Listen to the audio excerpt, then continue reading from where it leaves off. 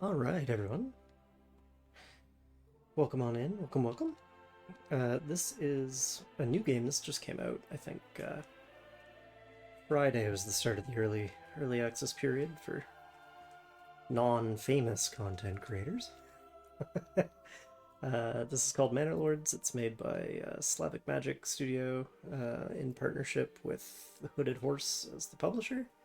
And it's this great little like city builder. City builder means real-time strategy game.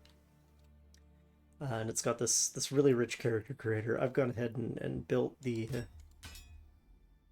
character before starting. It's not an RPG. It is more of a strategy game. So like all building your character really consists of is you pick one of these predefined portraits and you use an incredibly powerful um,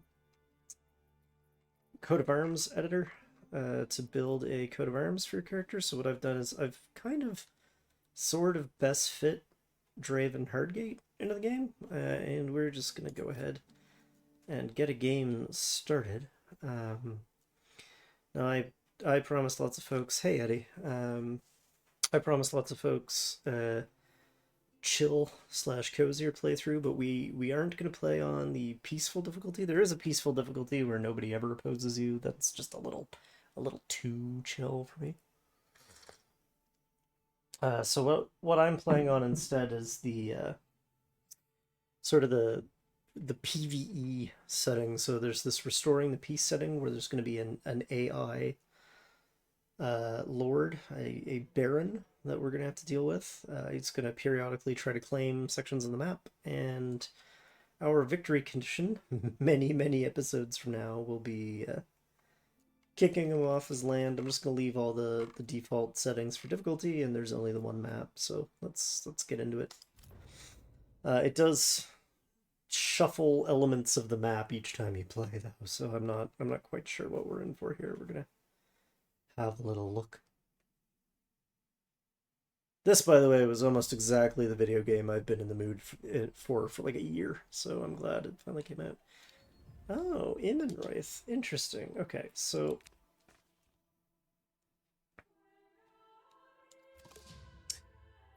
I'm gonna actually skip the tutorials because they're painfully inaccurate, and I've paused the in-game timer while we have a little look at the map. So this is the map, the overworld map, if you like to think of it that way. And it's divided into these eight regions. So the AI player, he's shown in yellow, he already controls two of the regions, and we're going to control this one over here. But for the most part, I'm actually interested in the stuff that I can see without being on the overview map. I'm interested in what we have access to in the territory we're in, and I'm really sad to see our setup, but that's okay. That's the hand the gods have dealt us, so we're gonna play with it. So each of these little highlighted things here is a resource node. They're set up in such a way that every region has the same ones. So like if we look at Newslow, which is where I usually end up getting started, you know, they've got the same five over here, the same five over here, plus a bandit camp, which is slightly unfortunate. That's really close to my borders. So on and so forth, and I'll talk about what each resource does sort of as it becomes relevant. But the reason I'm sad is that these resources, the crowns, are sort of special. They mean that you're sort of they're richer deposits. So like in the case of the berry deposit, instead of capping out at 64, it caps out at 128. And in the case of the animals deposit, instead of capping out at 20, it caps out at 40.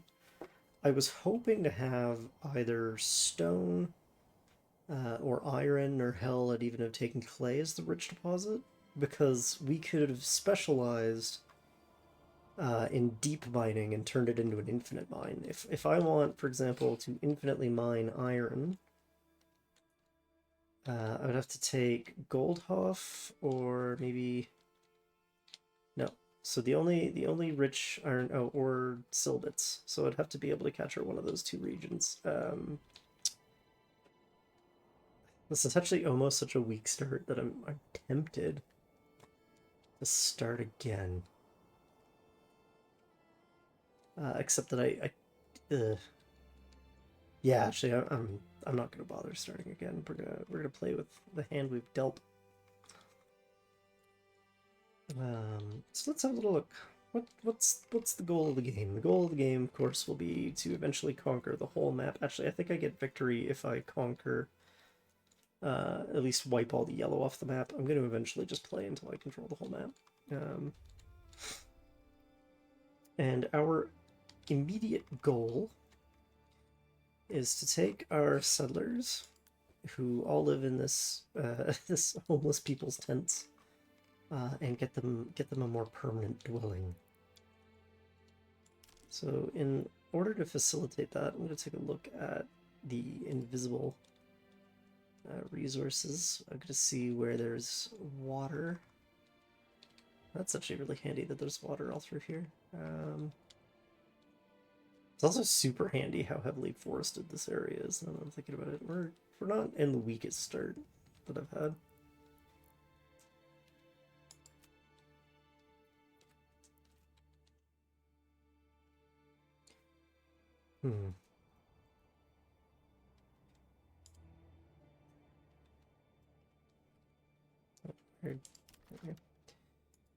So emmer fertility. Emmer is our primary food grain.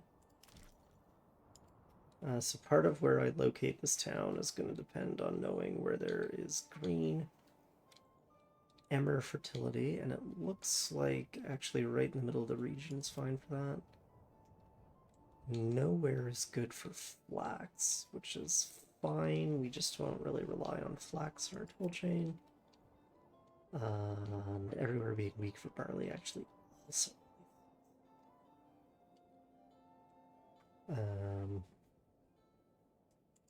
Rye fertility is great, but I don't really care about rye.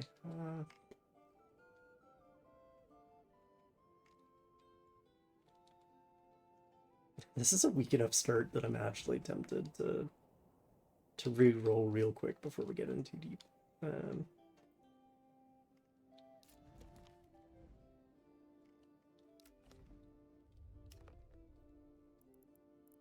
Let me actually, I guess I'll make the determination based on what nearby looks like.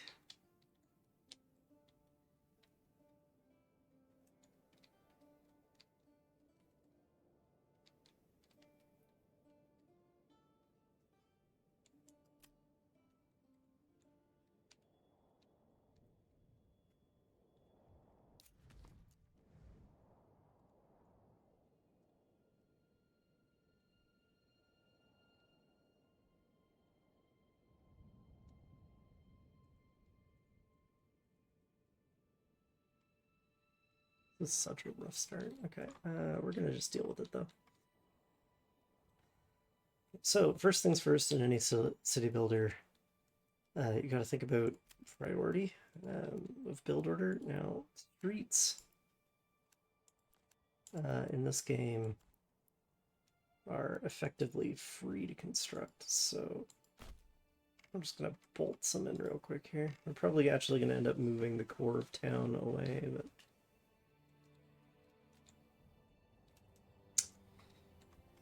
for now. So in order to determine build order, we have to think about, can anything get ruined? And actually the answer is yes. So we start the game with these baskets of bread here. And if they get rained on at all, they get destroyed. So we need, and that's our only food supply for the moment. So we need another food supply, and we need a way to get that out of the rain.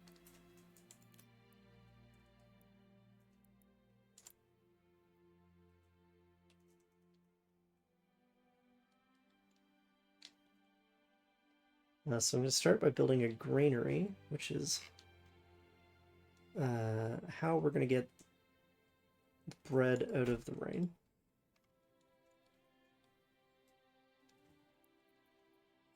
I'm also going to build a hunting camp because it costs nothing to build. I'll just put it on the end of this already existing road because that'll be convenient. The hunting camp will let us take advantage of that animal's resource to get more food, which is going to be important. Wait, did the granary not... What does a granary cost to build? Okay, yeah. And the other thing we're going to need, right away anyway, will be a logging camp. So let's get a logging camp set up.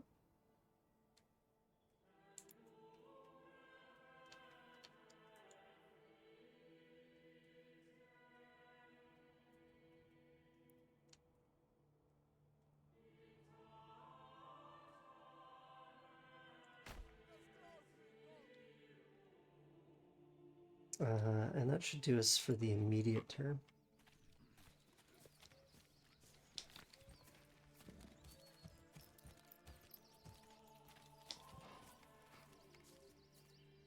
Well, actually, shoot, if I have the spare resources, we'll make a storehouse too. Probably ultimately end up moving that storehouse to somewhere else, but we'll see.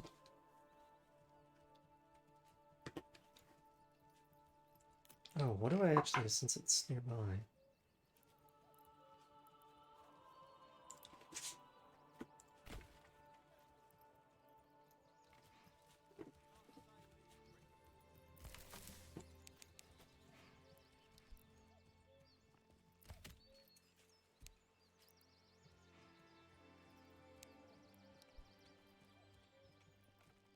There's no real end to the micromanagement in this game. You don't have to do the microing to play the game. It's actually pretty forgiving, but this is my third save file, and I think microing is going to be the way to do it.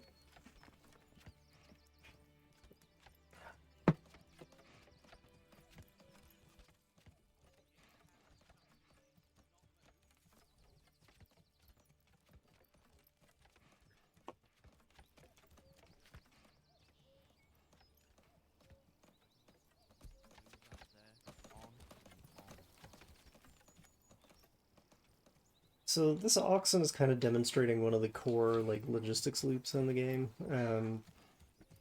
These logs, they're referred to in the game as timber, and they can only get to construction sites if somebody actually physically moves them using an ox. So I'm going to assign somebody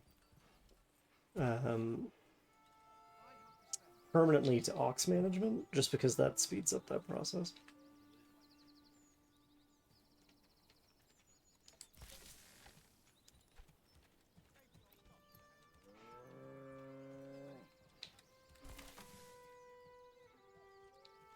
Okay, and same with the granary. I'm going to permanently assign 2 people, well, I'm going to temporarily assign 2 people to the granary, so that they all very quickly collect that bread.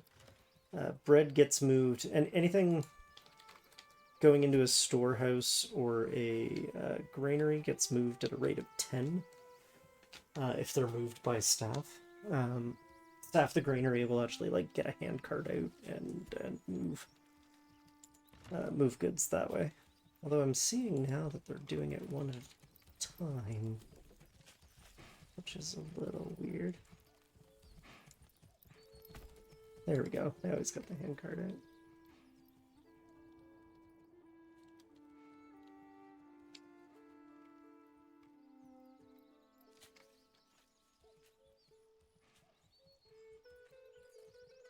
We don't have to worry too much about firewood consumption, just because there's no houses yet. Once we start building houses, we'll have to put some thought into it. But this forested area here is kind of right where I want to put the farm fields, so I'm going to want to make that like the priority work area once the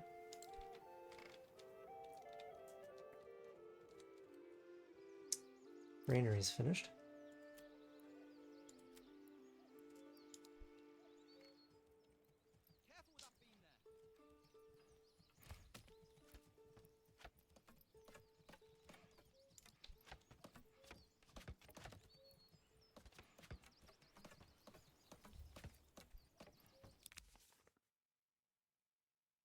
I've heard your renown. I only seek to defend my rights and my honor against those who would wrong me.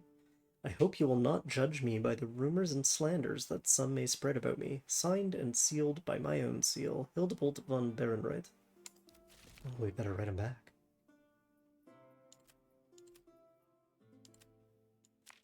We're going to tell him that he has no rightful claim to the territories in which he lives. As near as I can tell, there's no actual gameplay implication for that. It's just fun.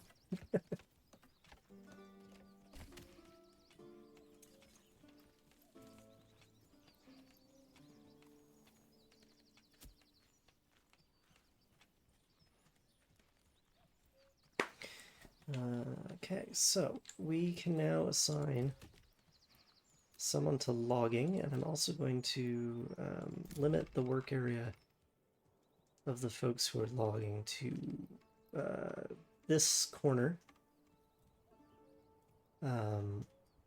Just temporarily, because I intend to actually clear it out. And I think we can probably now that all the bread is out of the stockpile, we can lay off a person from the granary.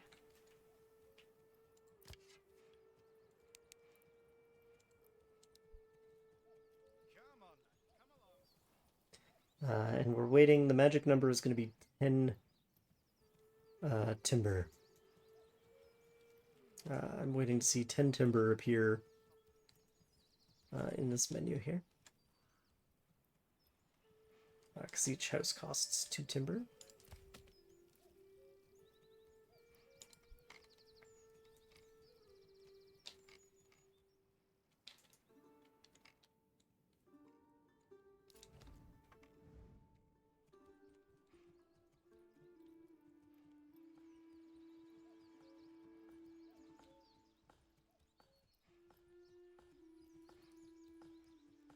In the early game, things actually happen very slowly. Just because you don't have many workers to put to work. There's logging happening though, that's a good sign.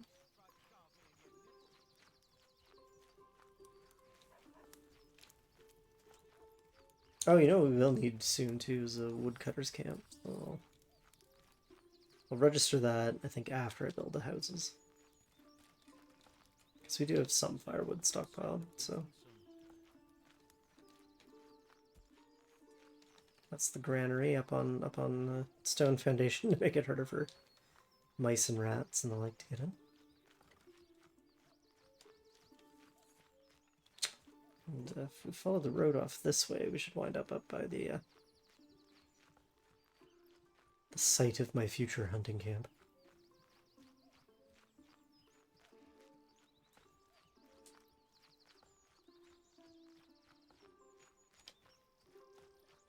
Oh, perhaps I'm mad. No, here's the road. And there goes my diligent workers.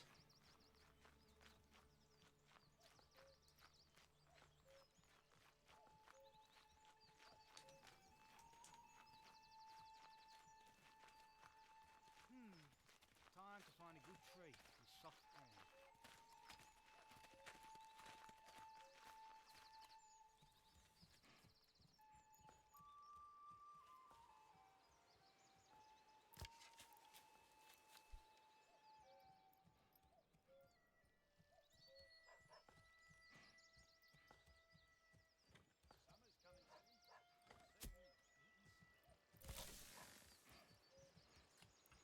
Yeah, with no new food coming in for now, we can lay off a granary employee too. We can fix that later.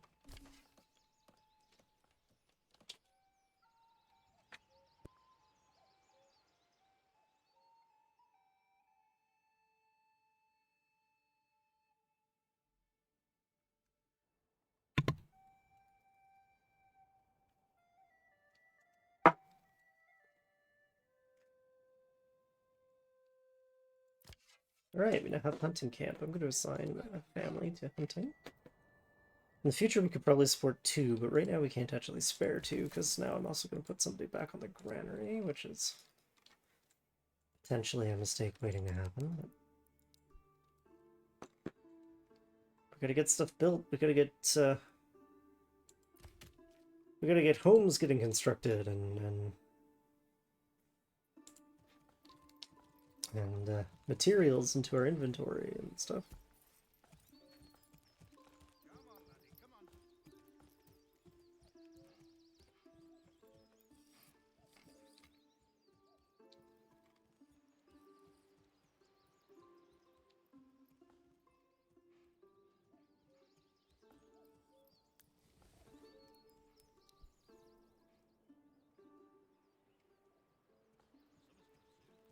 and my own.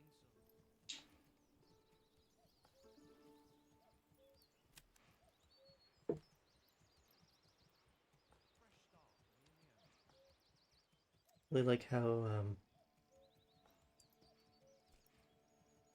organic and flowy the road system lets us get to. Beating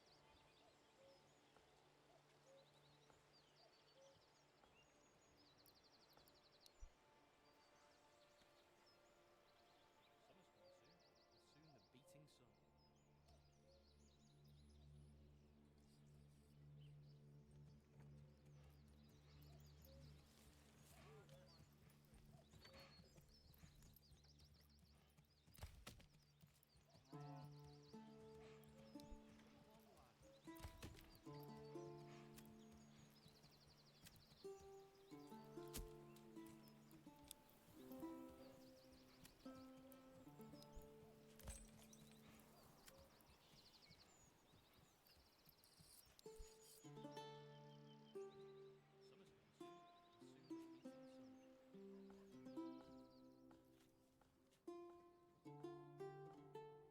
Fresh start for me and my own. Let's go, people. Let's go,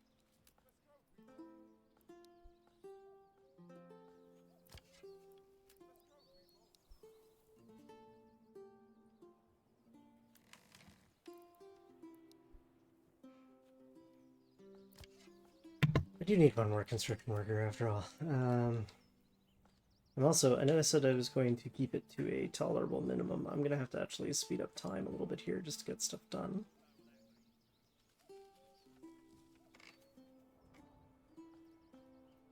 Summer's coming soon, and soon the beating sun. Time to find a good tree and soft ground. We need more workers here.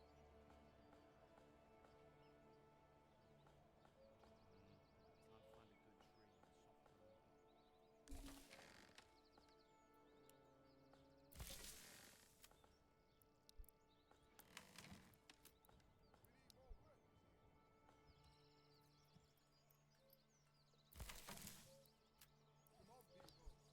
sun.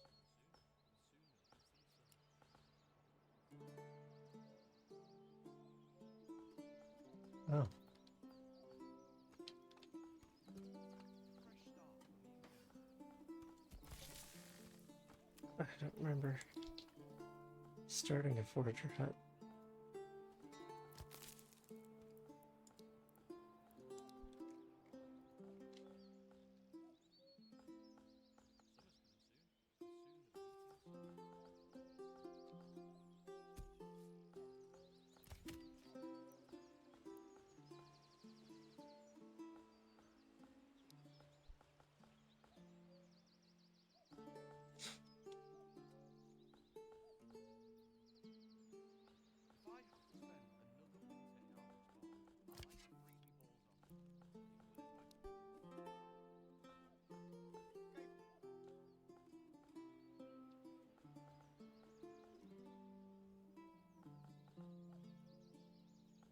So yeah, we're basically just idle now until there's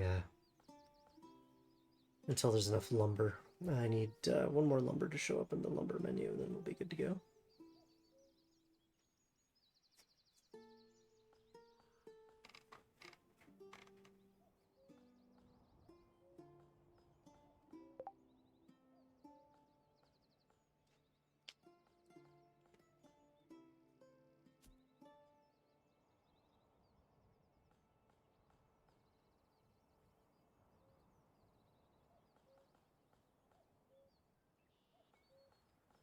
You heard my message. Yeah, it's because I'm just capturing raw desktop audio. Hey, watch that cable, buddy. I missed it. Oh, we're past where I needed to slow down. Okay. I forgot that I had that tab open, actually. Let me... I don't need it running right now. Alright, let's try this again. So, I need to build some houses. I need to build 5 houses. Ideally, I would actually build 6, but for now, I just need to build 5 just to solve homelessness in my lands.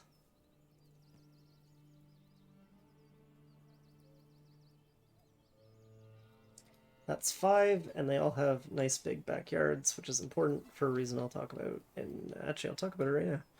So, this area, the house of the shaded in area, that's the actual house on the Burgage plot. That's where a family will live.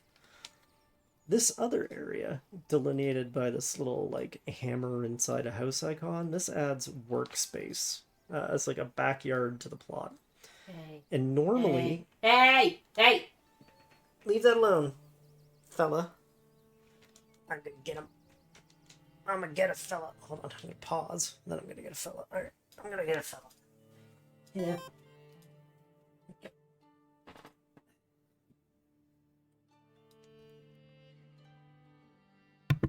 Hello, hello. Thanks for the follow. I'm doing well. Hope you're doing well too. What was I saying? Oh yeah, anyway, when you're doing the vegetable farms, the size of this backyard matters. So for these first 5, I'm actually going to make the backyard quite large. And...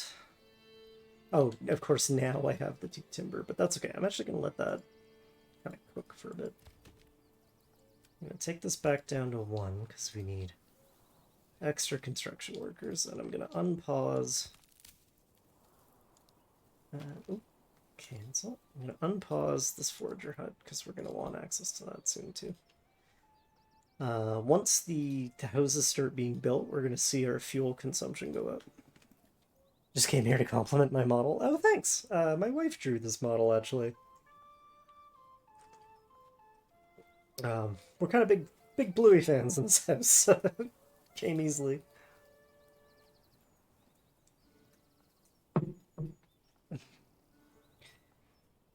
But I hope you're having a good evening. Had a good week anyway. It's quite attractive. It's just a cartoon dog, man.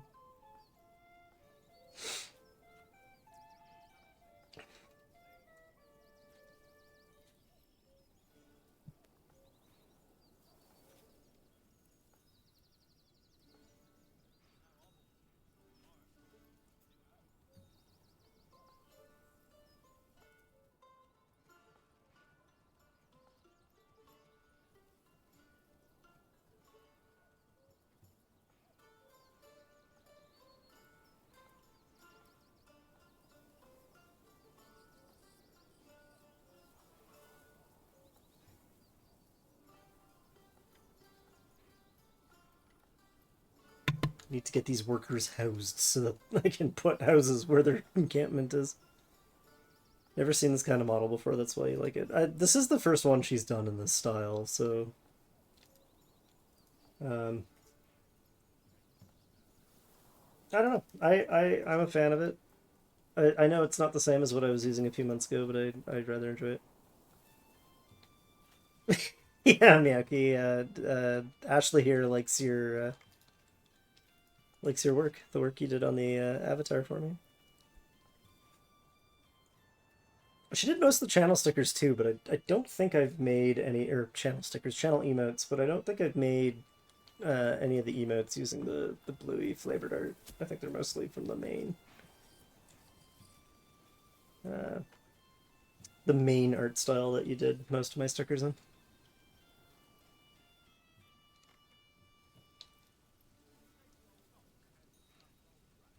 Okay, well, we're not producing anything else that goes... actually, we kind of are off these pellets, so I guess I'll leave it be.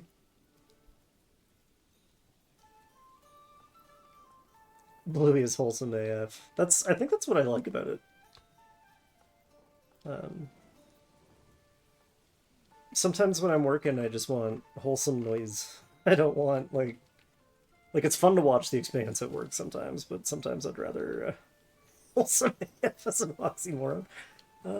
If you put it like that...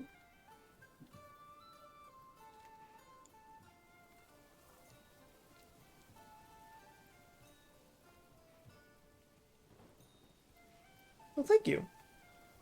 What kind of art do you do?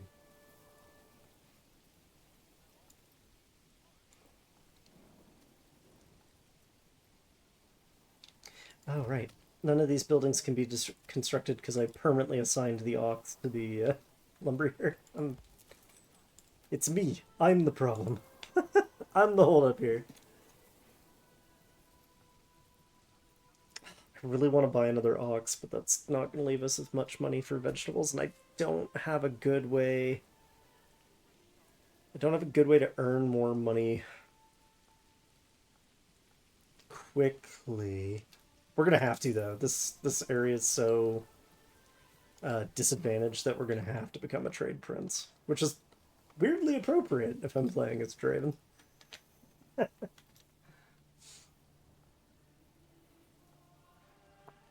He manages to make Twitch stuff like models.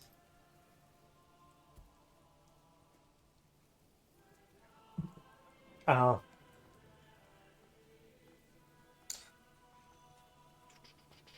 I don't have the... I don't think I have the computer to run a 3D model. I've considered it before, but I think I need more machine. Hold on a minute.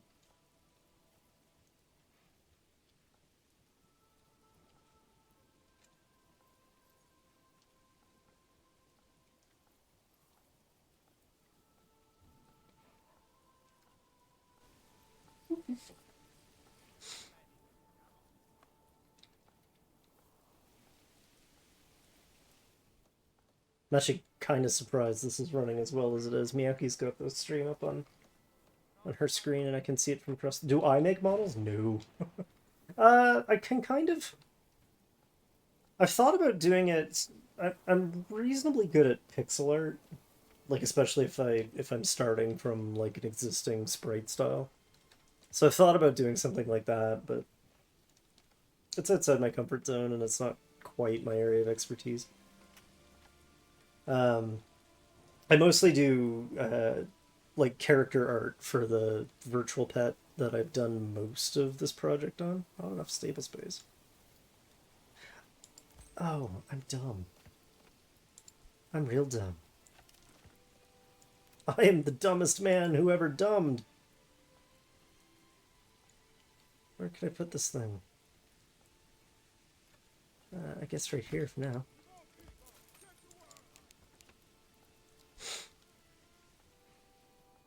I bought more animal than I have stabling space, which is going to be a problem, because if that animal runs away, that money's just lost, which really, really, really, really, really, like, hammerlock sucks.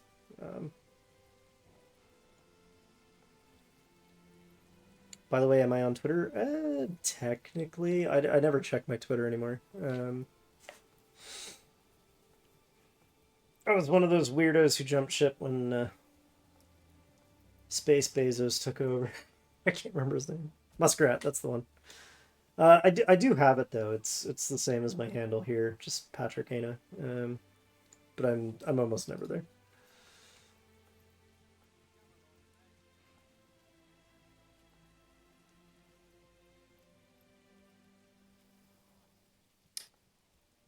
Space Bezos is just Bezos. Oh right, yeah, I forgot. Good point. Yeah, I forgot that he also had a space company.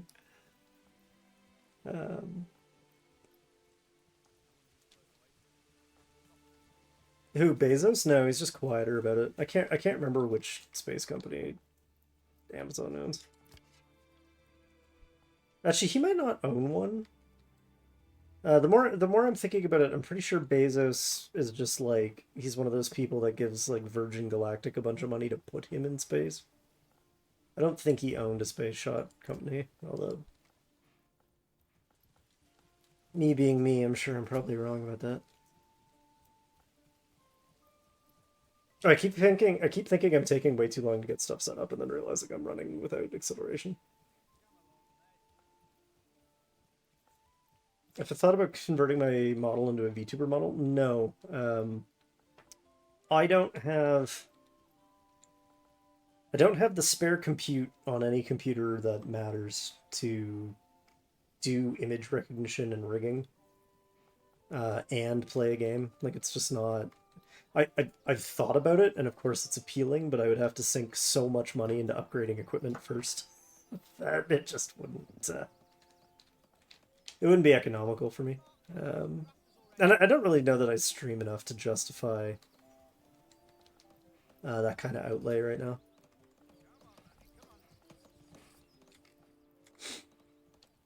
I don't have the energy to make a proper side hustle of streaming. I mostly just the odd Friday gaming stream, or if I'm doing something truly interesting in the lab, I'll pop open a session. I'm sure that come my anniversary, Twitch will probably just take my affiliate away because I'm hardly ever live. Why don't I commission it for VTuber purposes? Well, exactly because I don't have the... Like, I just don't have the... I can't justify the expense of it.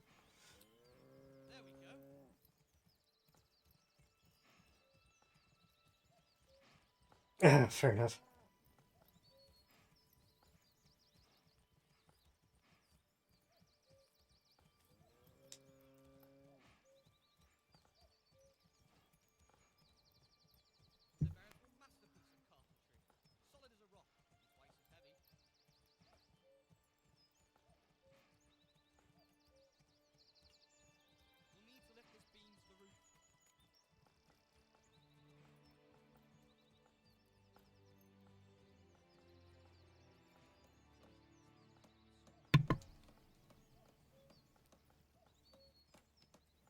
Values of truly interesting include, but are not limited to, fighting font editors and bitwise logic errors. Yeah, and learning GDB, because I'm a weirdo that can't debug properly. The project itself is interesting. The way that you work on the project is not interesting. It borders on being, I'd almost call it fundamentally boring. Alright, I'm gonna speed up time a little bit to get some more resources stocked up and get these buildings finished. I think that's true of most projects. Yeah, there's a reason why, like, a lot of the YouTube makers are able to compress their projects into, like, half an hour, even though they took them 6 weeks to do. A lot of projects is, the work equivalent of waiting for the paint to dry. Woodworking passion projects tend not to be glamorous mid-project. Yeah, exactly. Like, you get the odd person, like, Clickspring is able to make, like, polishing and hardening steel look fantastically interesting when I genuinely couldn't give you a more boring thing to have happen.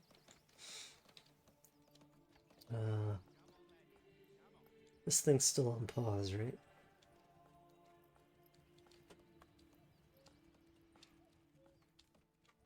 Actually, genuinely, yeah, I'm gonna stop lumber production. There's kind of always a need for it, but I need buildings built faster.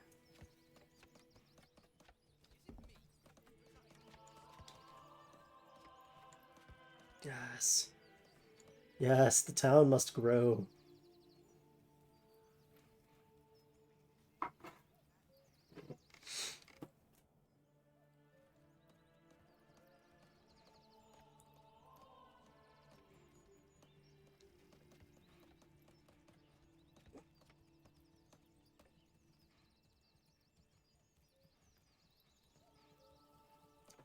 We're gonna have no choice but to specialize in exporting.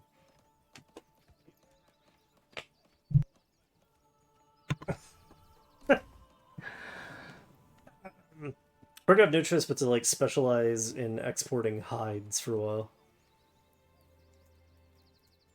It's not that I think that the work would be expensive. It's yeah, and to be fair, Miyake's put more research into it than I have. But it's more that like I would have to get the VTuber rig. I would have to upgrade this computer, and I would have to like all of these are.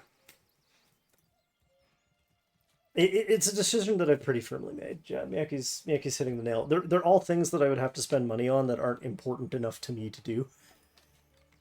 I get where you're coming from as a modeler, and you know, keep your name in mind, but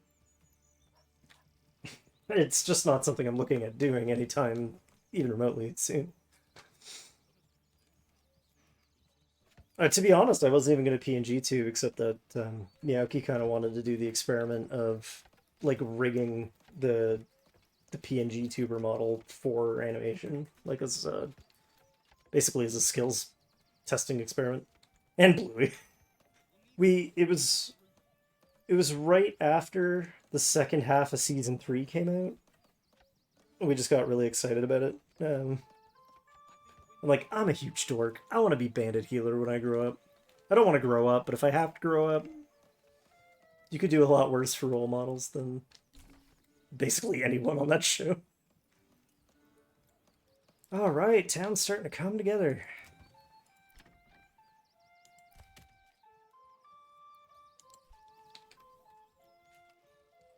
Is there somebody assigned to this hitching post? Yes. Let's assign somebody to the other hitching post. And just get lumber distributed as quickly as possible. Once we're done picking these 5, we'll be able to pick something useful.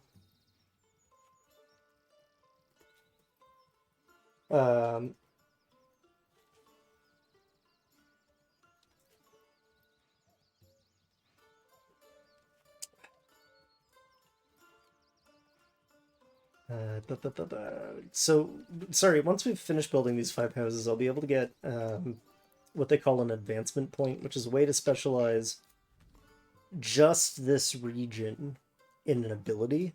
And I think for this region, I'm going to make it a trade-related ability. We're probably going to pick like the export routes one.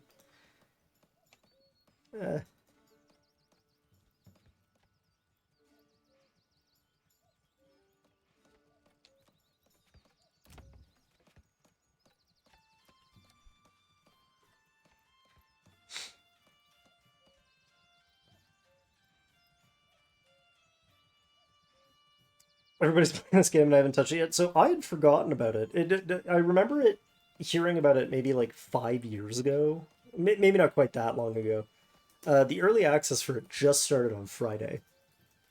And this whole game is built essentially by one developer who he got picked up by a publisher recently, and that's helped accelerate it a little bit. But as far as I know, he's still mostly working on it by himself. No, so I was reminded of this game like a couple months ago when there like during the Steam Winterfest there was a demo released from it that played totally differently. And there was a what am I trying to say here?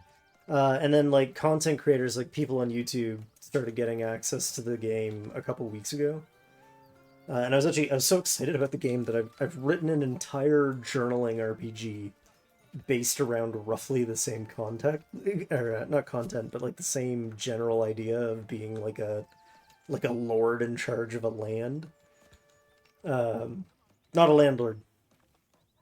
I guess technically a landlord, but just like in this concept of like you have responsibility for stewardship over like a small village or whatever.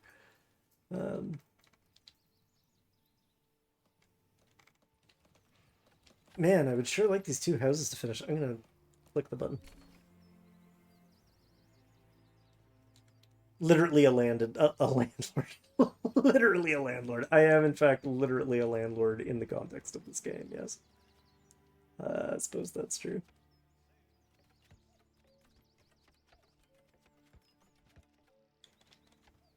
Oh man, I was not actually counting on the being broke immediately part. I should not have bought that ox.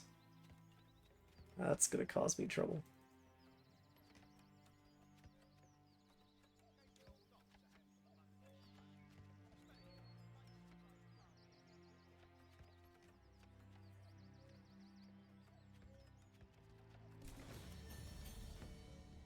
Look at that homeless encampment just vanishes immediately. There's no. Strong militia is paramount to the survival of any settlement. Luckily, a shipment of weapons has just arrived, and you'll now be able to create your first militia. Yeah, that's going to be important later. I'm not going to worry about that right now. The unshaded area behind the houses, it's what people playing the game have been calling it is workshop space. So if you have that, like when you lay the lot down, if you have that, you'll have this option here to create a backyard extension, which gives the house extra utility. And what I wanted them for, the reason I made them so big, is that these vegetable gardens and these apple orchards produce an amount of food passively depending on how large that backyard is, which is going to be super important to us because our fertility in this area is otherwise pretty low. And I only have enough fuel for 4 months, so we're gonna get cranking on a bunch of stuff all at once here. That's why I paused. So I'm gonna put down another house. Actually, this might end up being like 2 houses worth of house.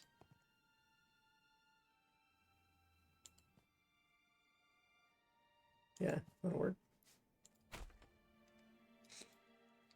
And I think I need to add more road to that. I don't think they count as being connected to the road network.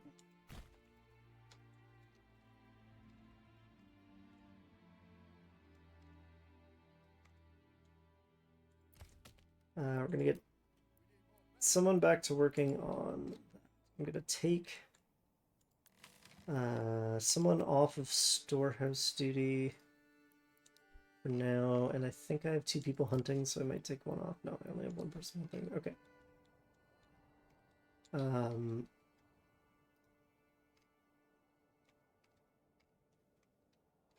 So that's sort of step 1 and 2. Step 3 is going to be to get someone off this logging camp and immediately move it, because there's no more time for logging. I'm going to move logging operations over to here.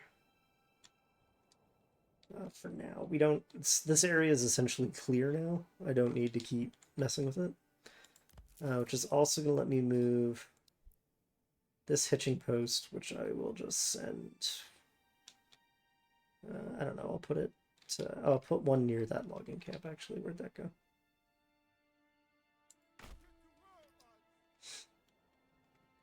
And then I'm going to clear some of these areas out and start making use of this space that we've cleared out now.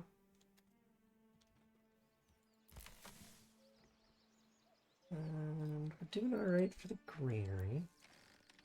Storehouse is getting a little full, but I don't care about that as much. And what I do need now is a little market.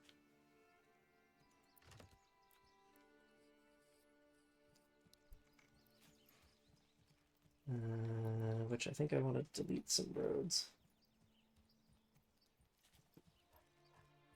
Zoom all the way into a first-person perspective. You can, in fact, do that. I will do that in just 1 second here. Ah! Borking the roads. That's what I get for trying to clean up.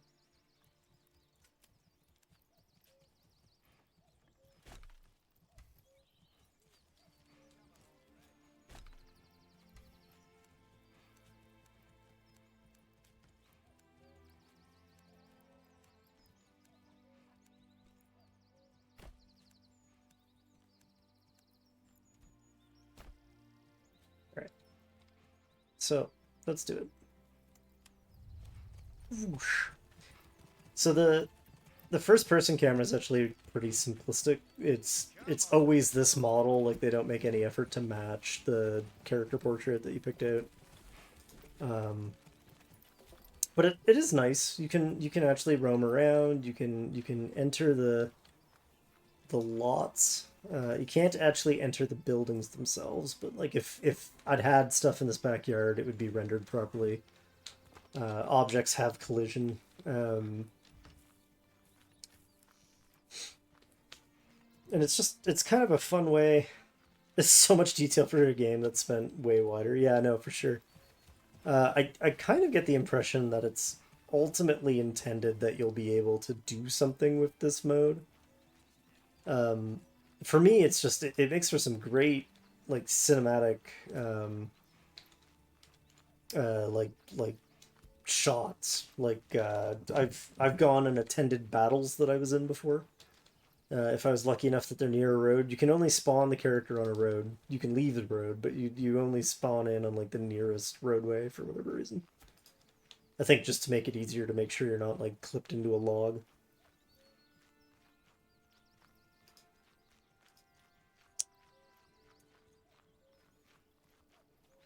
But we do need to get some more stuff constructing here, so let's get back to it.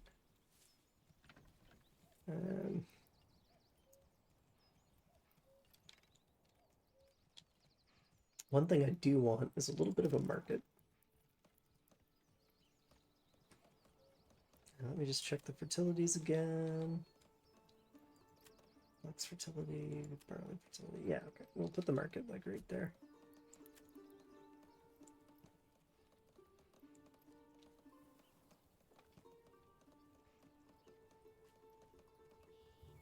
Oh, of course, that little road I built's in the way. Hold on.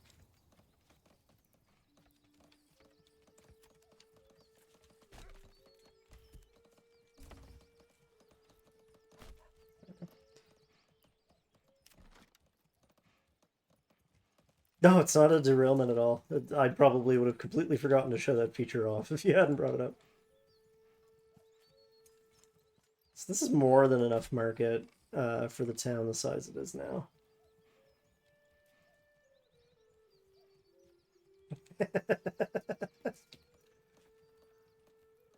Alright, so that's going to get built eventually. We need a market because it's how goods actually make it into the homes. And we care about goods. Oh god, I'm gonna run out of firewood because I completely forgot what I was doing.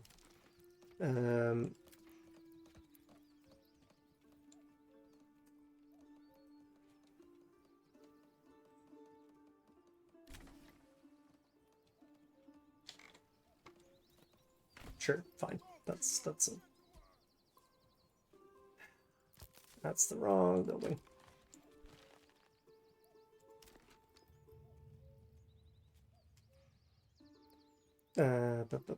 Woodcutter's Lodge, that's what I wanted. Because, yeah, we're gonna need some firewood before everybody freezes to death here. So.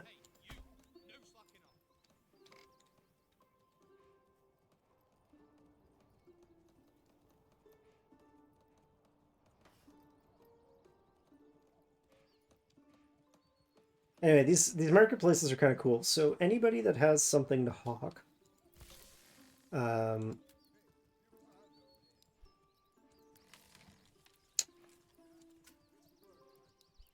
will open a stall in the marketplace, and then goods get instantaneously transported from the marketplace to burgage plots, which is how you meet your requirements. So like if I pop this guy open, there's requirements in here. They need access to water, they need the presence of a church, a certain amount of food, a certain amount of campfire, and some clothing. And you can't upgrade to the next sort of level up of each house until you've met all those requirements. And if you go long enough without meeting certain requirements, you'll also take an approval penalty, which controls population growth. So like if you have a negative approval, or like right now I have approval less than 50, so nobody will move in here If it was really low, people would actually actively move out, which Or perhaps a blind fool. could be a small issue.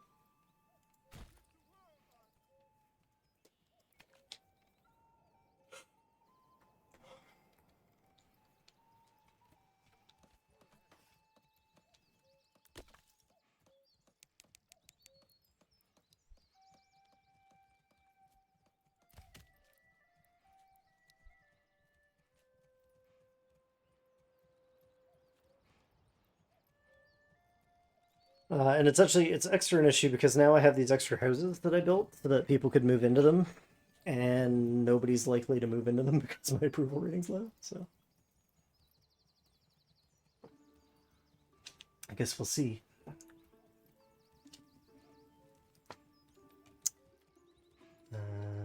Can't. Oh yeah, right. Where'd go?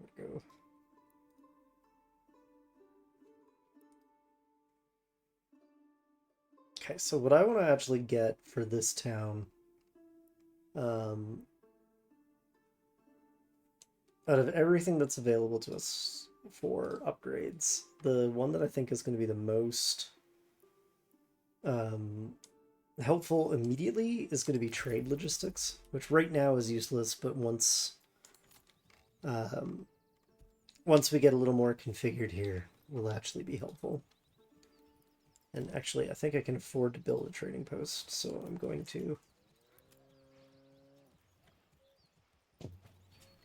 And there's good places.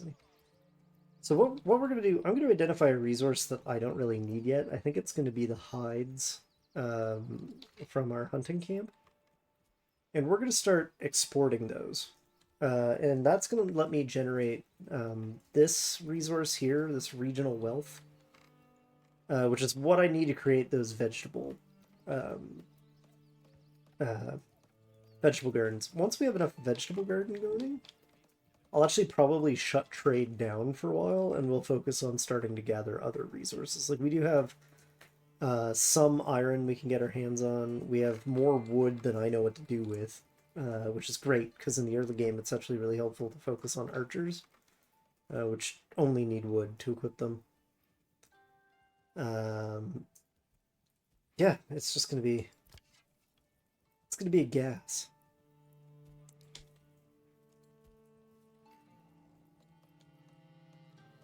But in order to do any of that, we need to actually get some population growth happening, which means we need to finish doing some construction here. So let's get going on that.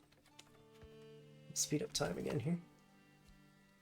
All right, so now we have a woodcutter's lodge, which is fantastic news for me.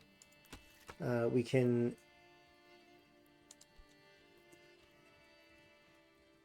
schedule someone in there. I don't know where to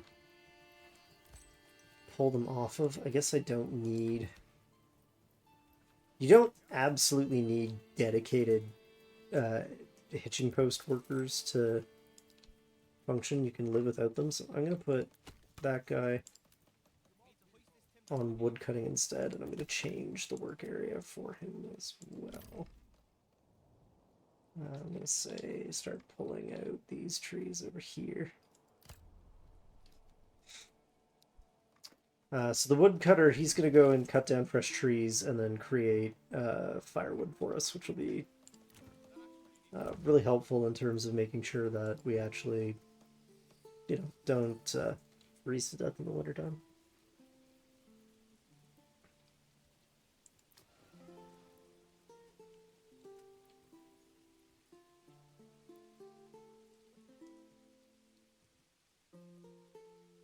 Some of our houses are inexplicably receiving no food at all, which is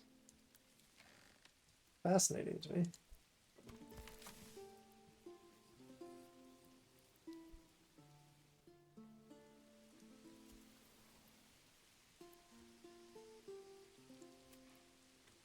You'll not find finer ways anywhere else.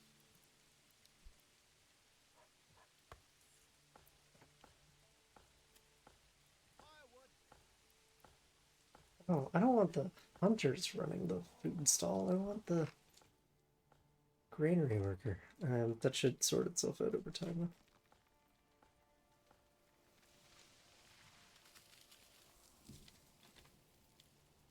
We have more food than we actually need, so it's not the universe's hottest emergency. Highest, then very high, then high, then yeah, medium. Okay.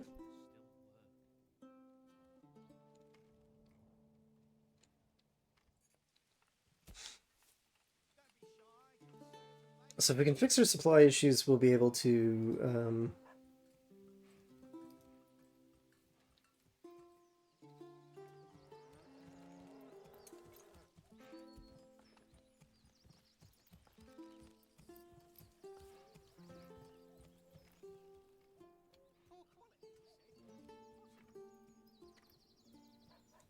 if we can fix our supply issues, then we'll be able to get our approval rating up. If we can get our approval rating up, we'll be able to get some more families in here, and then we'll actually be able to afford to make like better use of this space, because we still have to construct a church. It would be nice to get at least a small farm going. I'm kind of trying to get a feel of the lay of the land here. I think the church is going to wind up. I like putting it on a hill when I can figure out a hill to use. I put it on top of this hill, though it's kind of far away. I guess I could just stick it like right here. Yeah, I could put the church like right here. That hitching post is going to move too in a minute, so actually let's move it right now.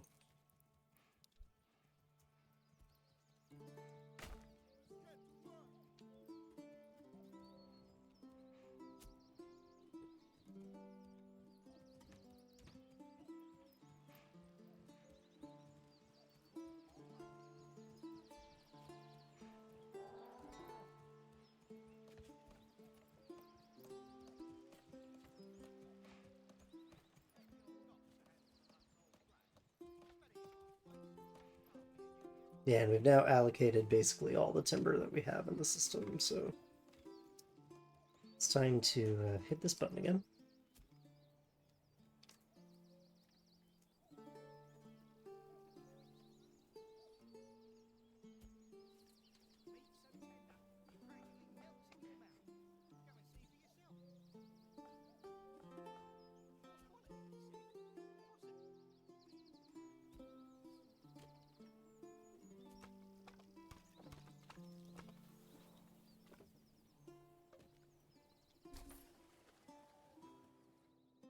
Alright, trading post construction finished. Good. If I ever get another family in, we'll be in business.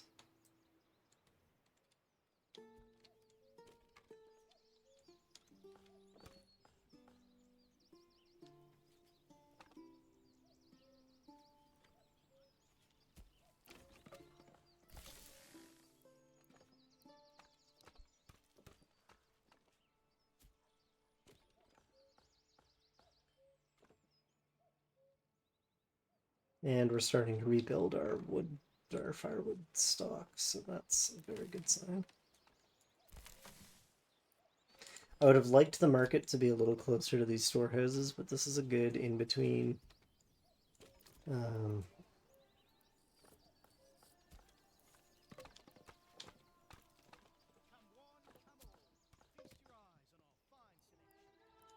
at least a reasonable in-between.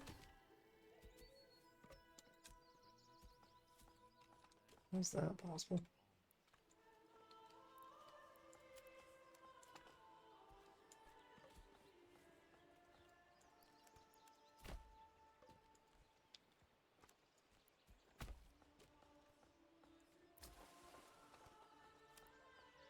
Connected to the road network, okay.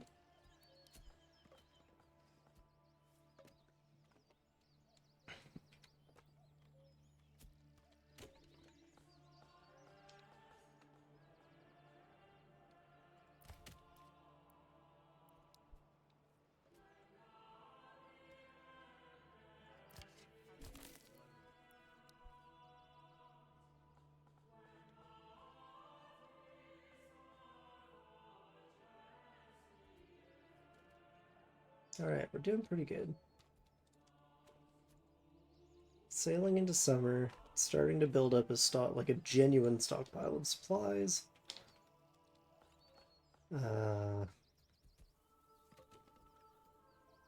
Maybe not in the best ways, though.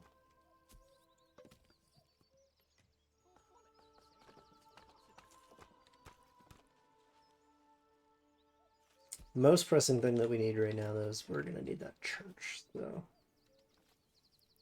Can construct a church cheaply enough, and it takes a while, so let's get it started.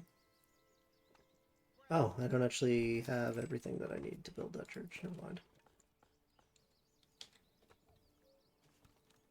I'm gonna wait until I have like a 10-month supply of fuel stored up, and then we'll worry about starting to make the church. I'm gonna need much more timber and to build another thing, and then oh, and we can finally get rid of this road.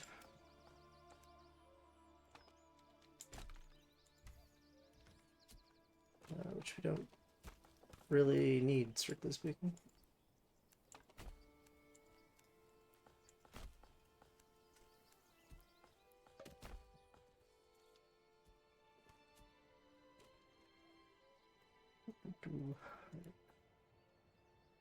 What's holding us back? Market food variety is actually good. Homelessness is not good.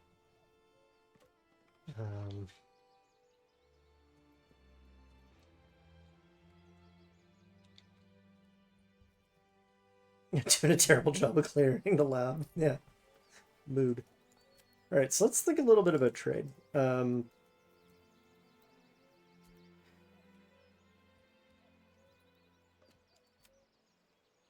Yeah, so these hides, right now we have a ton of them.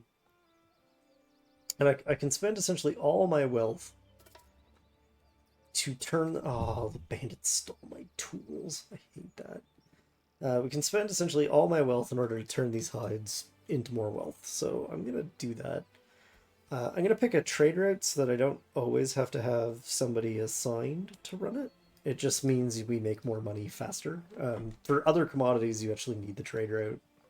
Like you can't trade it yourself. You need a trader to come by. But and I want a reserve of none. I actually, for now, just get rid of them all. I don't want them. We can build up more hides later. I suspect that leather is going to be how I meet my clothing requirements in the immediate term, because we're not in any kind of shape for growing flax. Speaking of stuff I can build for free, I'm going to build a farmer's field, or a few farmer's fields anyway. And I'm going to build it basically to encapsulate like this entire high value area here. And I've learned by experiment that you never really want to make them more than like 3 Morgan or 0.3 Morgan in size.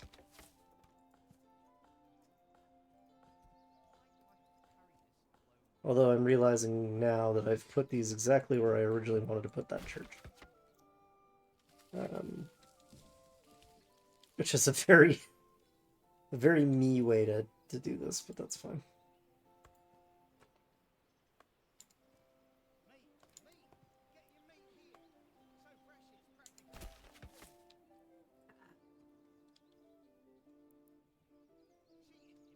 Okay, so we can't afford the farmhouse, but at least we have some fields to find, which does sort of serve my purposes.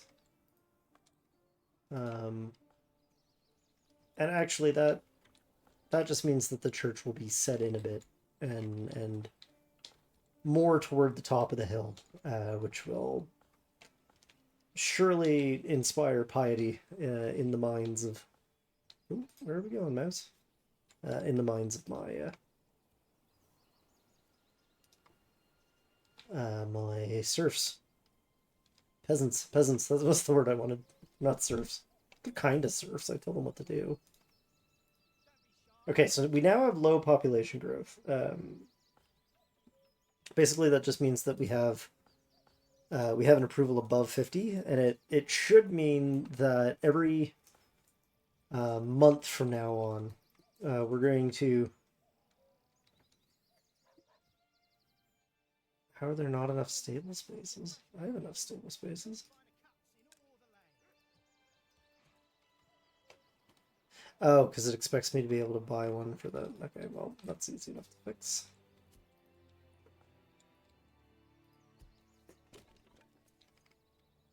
I'm actually going to build another hitching post, because why not? We're not going to put an oxen on it, we're just going to build it and have it exist.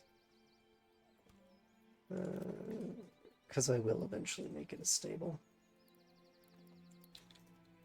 And since that's my intention, I'm going to put it right there. And we're going to have to switch to logging soon. Do we have... Yeah, we have enough firewood stored up for now that it would be worth it to...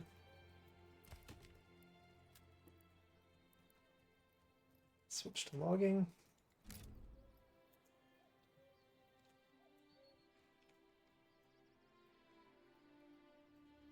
And I'm going to start by just kind of logging out this area directly behind that logging camp.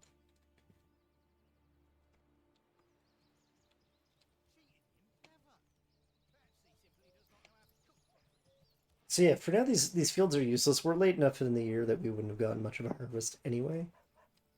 In the shorter term, I'm going to put a farmhouse down, and we'll run a road up and make it a little more useful. But which reminds me, I want to go into the granary and turn off wheat. I might also end up turning off rye, we'll see. But I don't want to store wheat or flour or grain in the granary. Because there's a whole basically sort of tech train we have to build around these fields to actually make them make us food.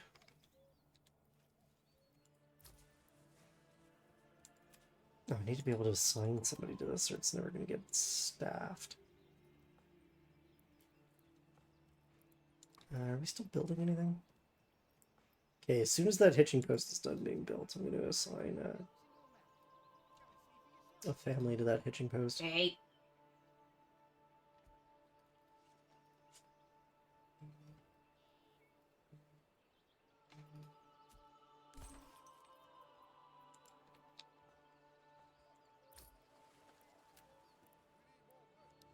Oh, sorry, to the trading post.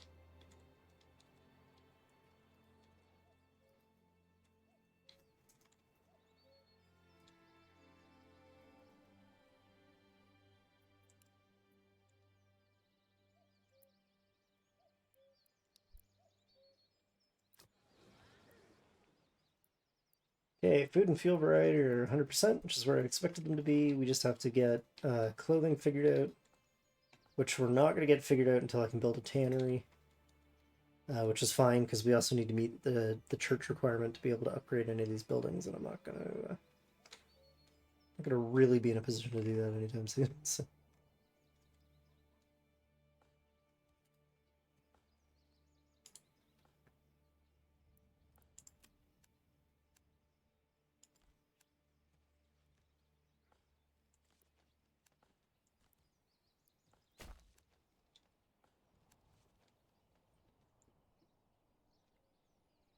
I'm not doing a very good job of showing it off, but the road system lets you do like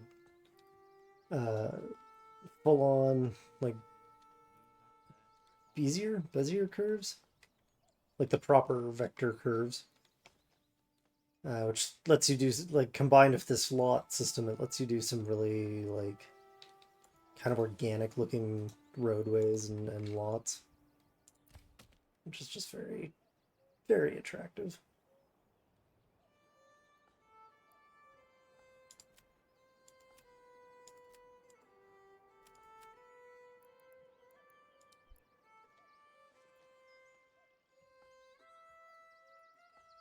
One of my oxen has run away.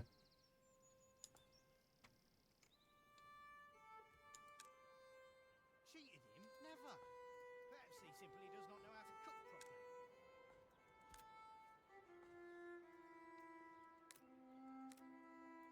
It's brutal.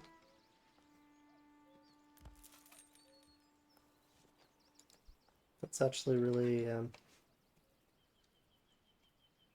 really infuriating. Alright, nothing to do now but wait.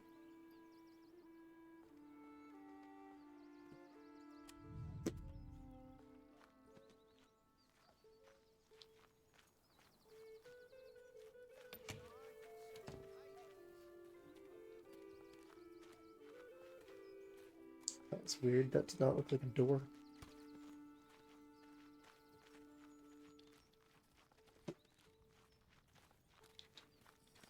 Like how the small storehouse is basically just a roof with some stuff under it.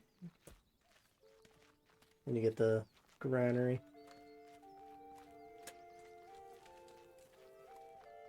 Come on over here and see what's heading up in our tiny little market. This market is larger. It could be expanded.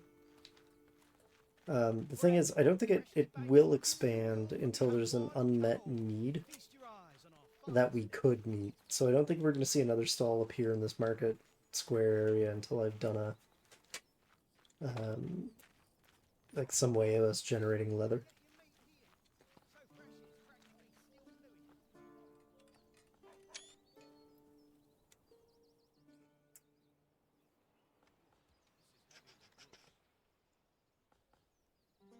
All right, let's go. Hopefully we get a family moving in here soon.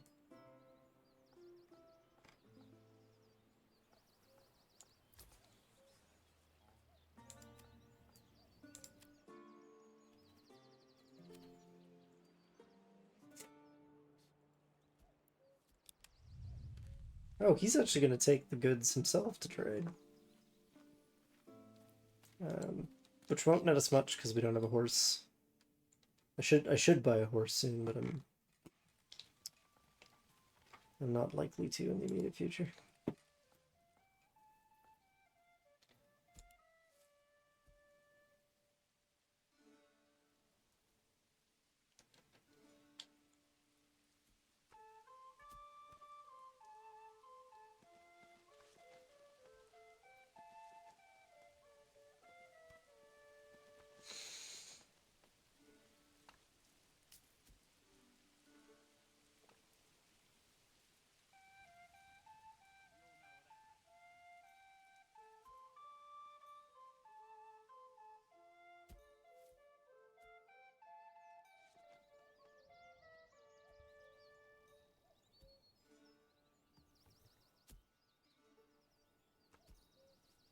You'll not find finer wares anywhere else. Alright, that's enough of that. So the next thing that we need, kind of construction-wise, in terms of being able to gather resources, is we need to build a saw pit. So this saw pit, I usually put as near as I can to a logging camp. Because it's going to need to be... Oh, there we go. Okay. We've now got some money. I can take a guy off trade. So, finish my thought first with the saw camp. The saw camp turns logs into planks. In order to do that, somebody has to physically go take an ox, fetch a log from the logging camp, bring it back to the saw pit, and then turn it into planks. And then whoever's working at the storehouse will come along with their little handcart and pick up the difference. So that's that. But first, we gotta get some gardening happening here. So, is there a family in this house? Yes. Then we will put in a vegetable garden.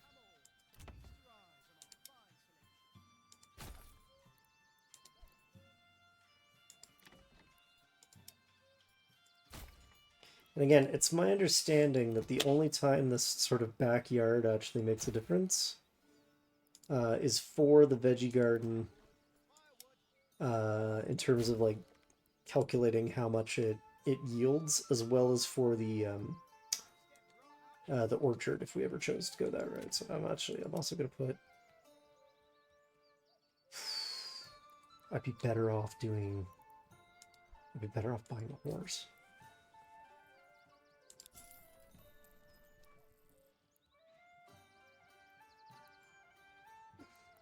I really do need that other family to move in soon, though. Yeah.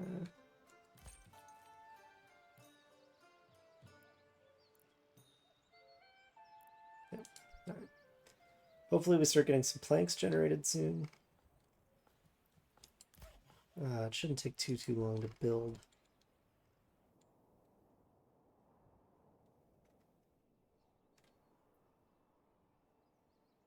I actually shouldn't have built that foraging camp at all. That's part of where this problem was coming from.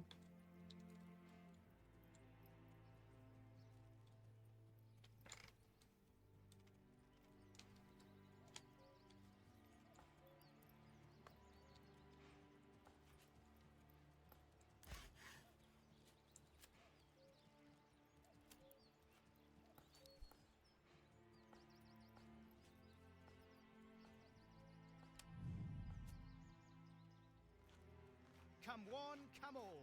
Feast your eyes on our fine selection. This project is such a clear labor of love, though. Like, you would never need to see it. But these vegetable gardens growing in is actually animated. Or at least it's the models get updated at regular intervals in like a staggered kind of fashion. That well out front, which is a very historically accurate like design of a well for the time period, is animated. When people want water, they come up to it and they actually do lower the bucket down and then fill their bucket based on sort of the town bucket.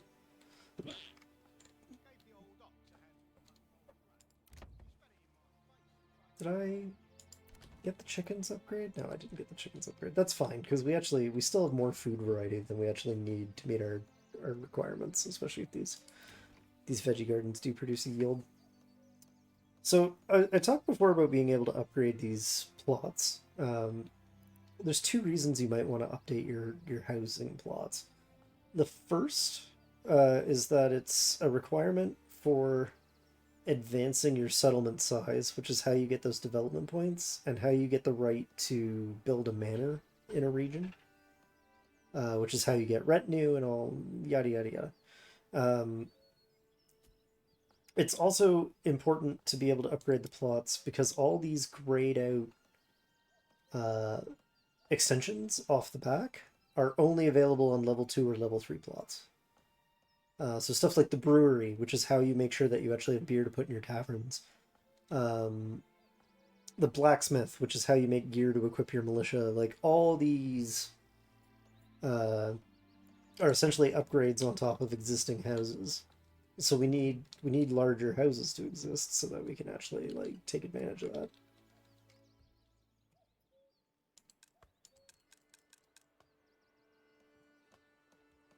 I have more than enough stable space. I'm really not sure what to...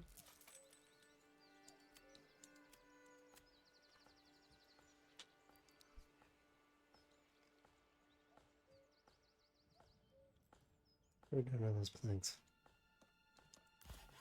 Oh, we're still not built yet. Well, let's get that built then.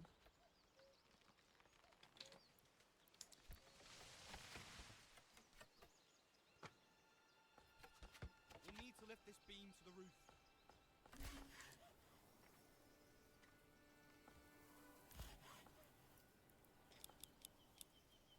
I'm going to set a construction reserve of 4, which is enough to build 2 houses, and I'm going to assign that construction family to the saw pit.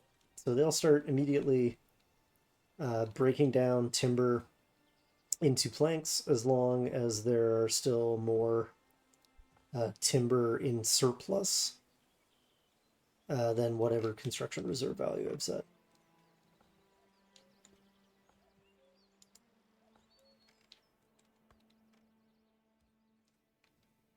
So that's nice. I've definitely made worse looking towns than this so far. I'm a little concerned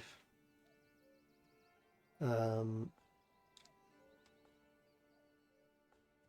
It's starting to deplete. It's the fuel again. I'm a little concerned about this error not clearing. It should be clear. I have enough stable. Obviously, I'm going to assign a livestock.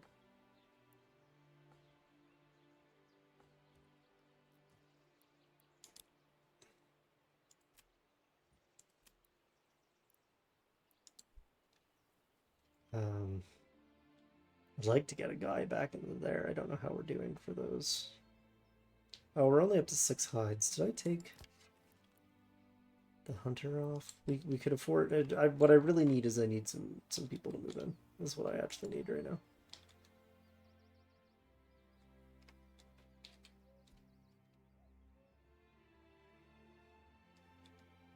If I don't have more people move in by August in game, I'm gonna have to shuffle some people around and really change essentially what I'm doing.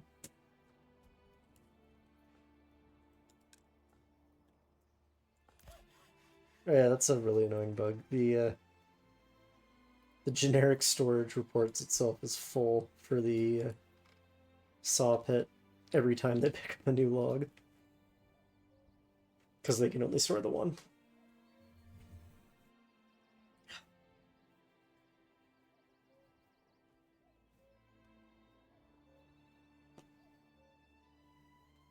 Yep. Oh, a bunch of birds flew by. I've never seen that before.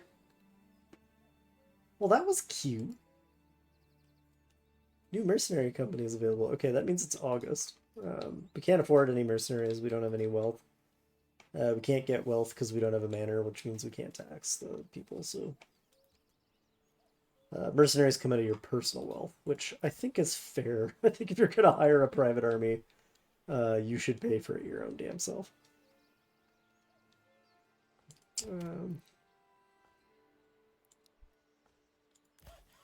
Are we on? Starting to get the planks built up, which I think is good. A new family started moving in. Okay, I was getting worried about that.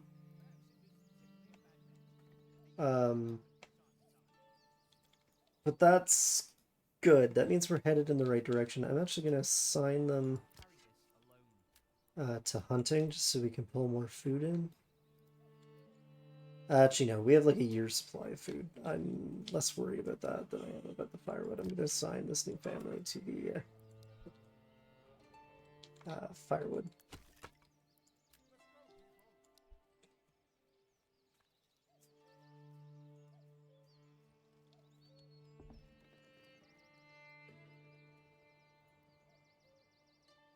Nice. Now, we won't get anybody else moving in until September, but hopefully we do get another family in September. That would be ideal. I noticed that our rate has gone back down, so we actually might not get another family. No, low population growth. Okay, we might. How many do I even need for this church? I might actually already have enough. 20. Okay, so we're basically just going to be running out. Oh, and I should actually, in that case, I should set construction reserve to 5.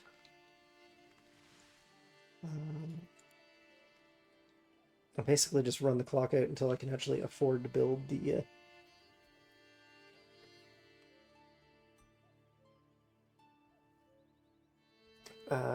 church.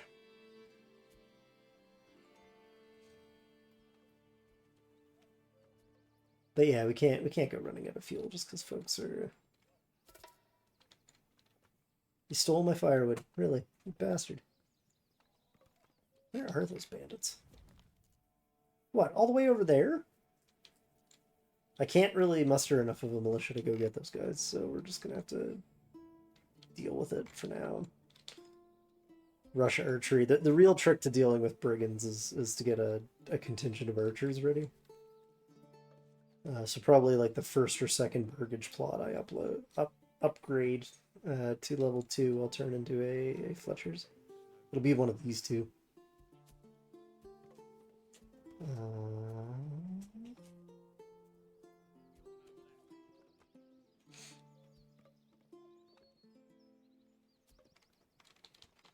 Anyway, see what I was saying about the veggies coming in? Which is good, because we're about to run out of bread. So this will be our other foodstuffs so that we still meet the food quality requirements. I would have rather pulled in eggs now that I'm thinking about it. Bandit camp sighted. Where? Oh, never you mind that one.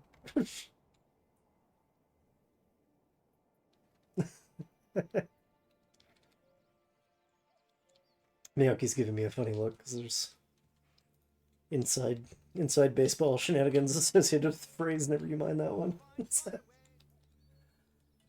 Do I have enough planks? I do! I have all the planks I need! Alright, you guys are fired! Actually, no you're not. I need a little more plank.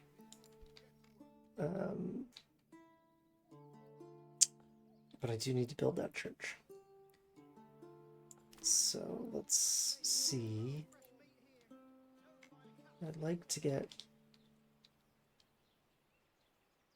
right up like here. Actually, it would be even better. It would be like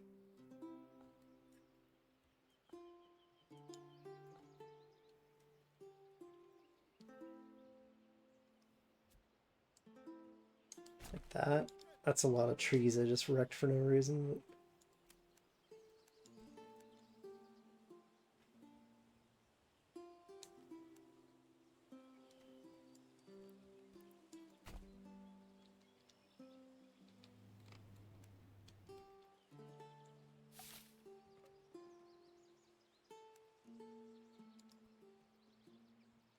Outside families needed for construction work. Yeah. I hear you, fella, but I do want one more batch of the. Oh, I accidentally left a family on logging detail. There's that problem solved.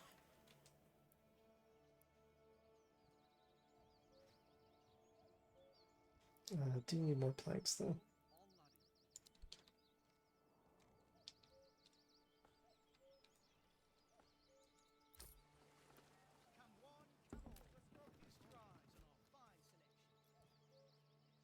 Oh, and that officially sucks. All right, so we're actually going to take trade.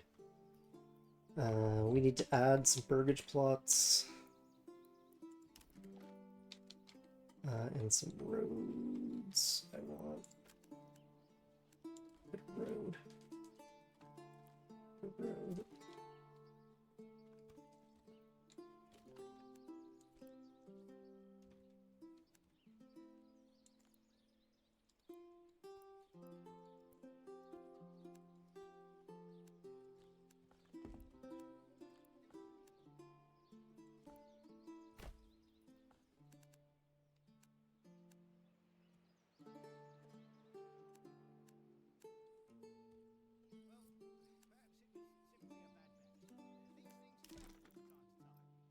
All right, so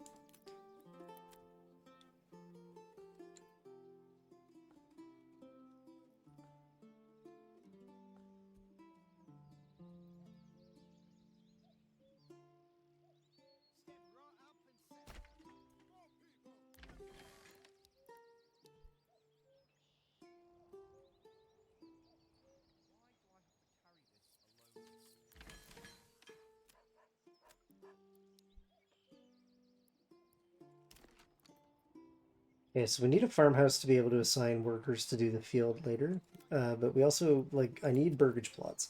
If I don't have defined burgages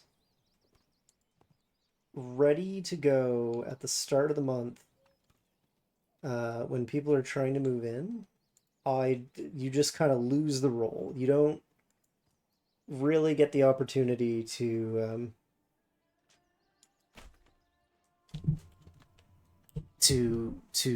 get that person in until the next month rolls around, and we're already into September. So these three burgages kind of suck in that they're not gonna have room for any kind of workshop expansion. This one did have room for an extra dwelling on the side of it, which I'm gonna take advantage of it of. That'll give us 4 families, which will let us utilize these fields very effectively. We are kind of boxing ourselves into a corner because I've been trying not to. I've been trying not to just knock over trees, which is a problem. So let's.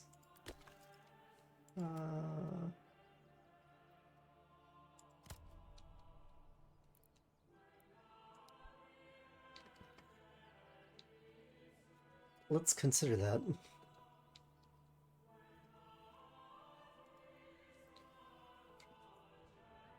We're still doing all right, though.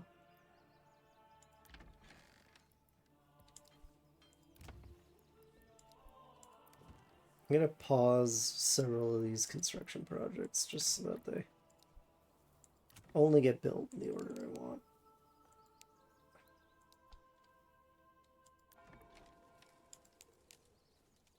Can I stay Weather Street?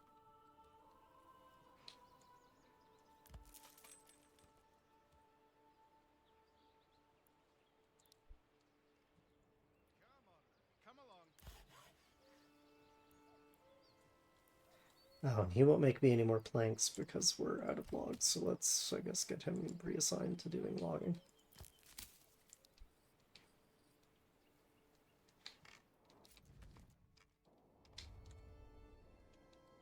We're actually doing plenty fine for food.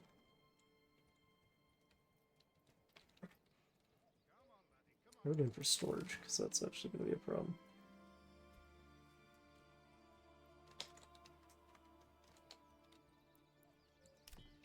Okay, in order to free up storage space, I'm going to create a unit of spear militia. What that'll do is now some of these spears and shields will start moving into the storage of these burgage plots, which will eventually get them sort of moved out of storage. I don't want to actually muster that militia if I can help it, but because for one thing it's not complete, and for another thing I don't even know, do I have iron somewhere? I do have iron there. That would have been another good place to village up, would have been like this little cluster here.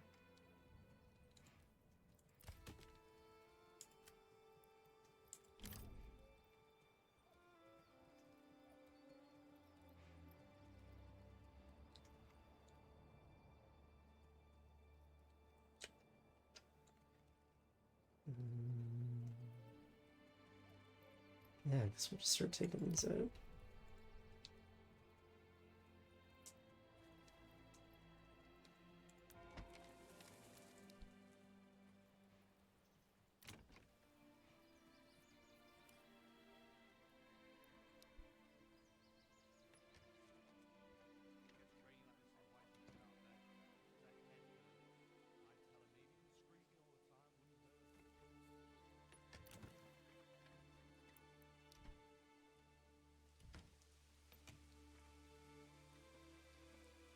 Comes a little oxy boy delivering some lumber.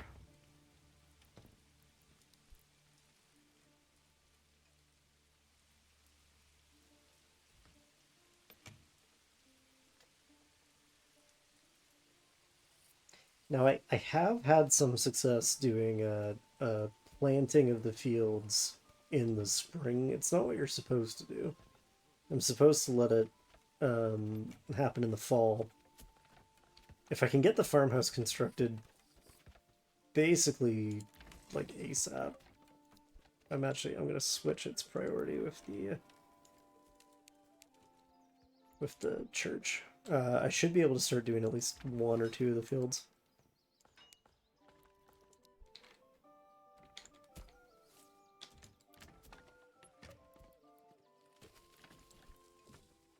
And I'm also gonna unpause that building.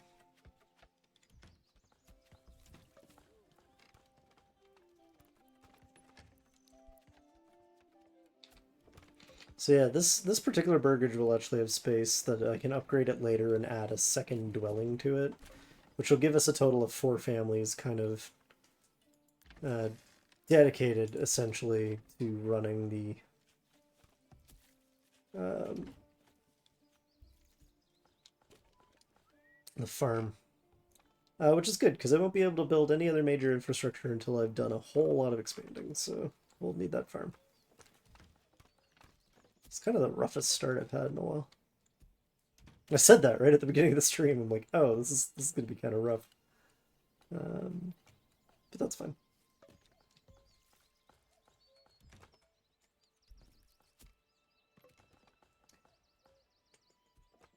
Oh.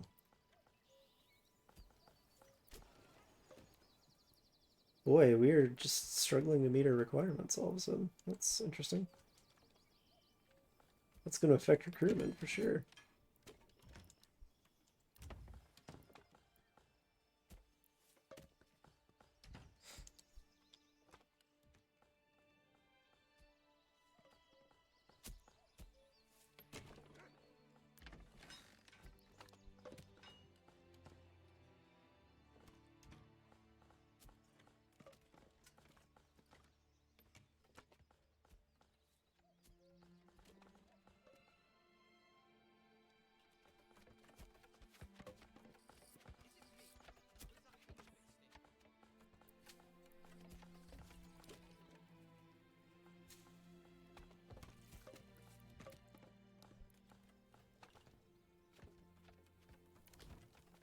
No, you were paused.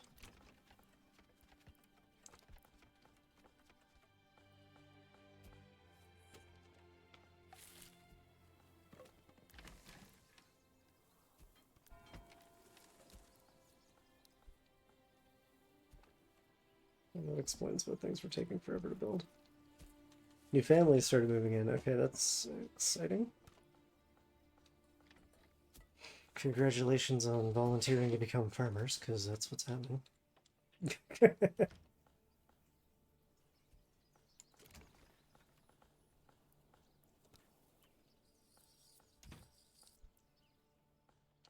on, now let's finish building me my house. There we go. Let's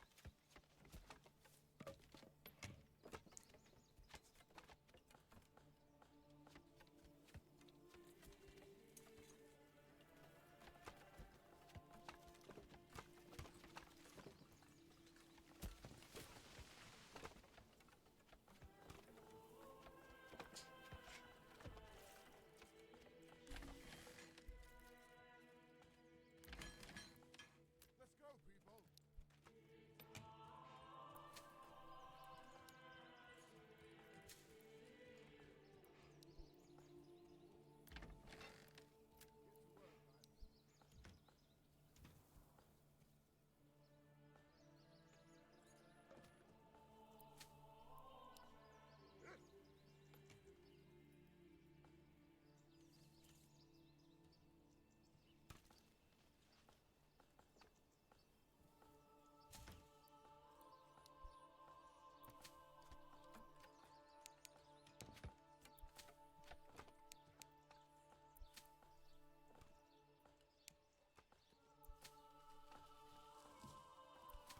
Alright, so they're going to start plowing and laying in the grain for that. I should be able to get all 3 that I'm planning on using next year plowed in.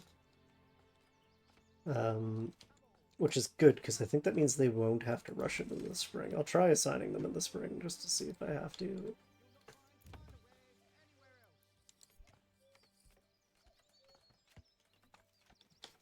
Alright, we have a supply of timber stocked up again, so I'm going to turn him back off and get the saw pit going again.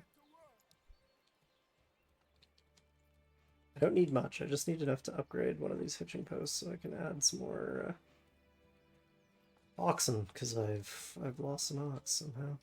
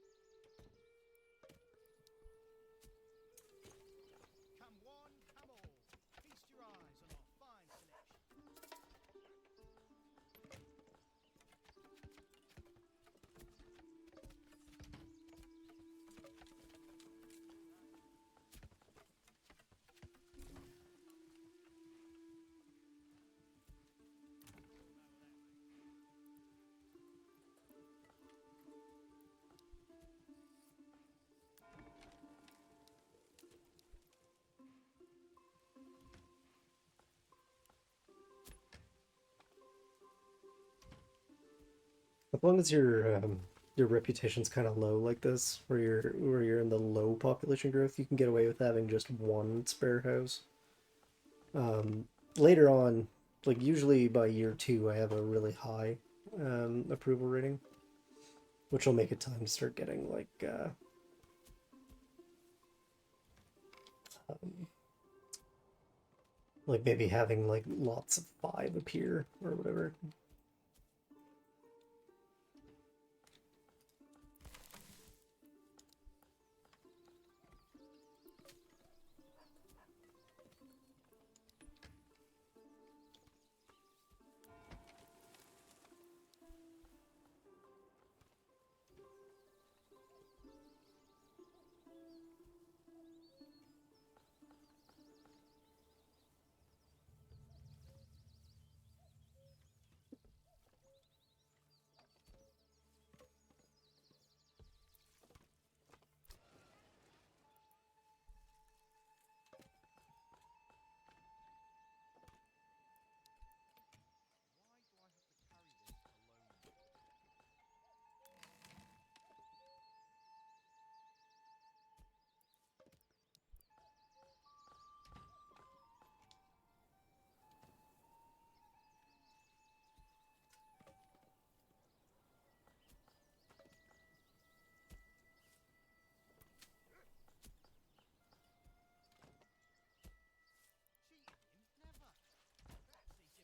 how to cook properly. Firewood! Firewood!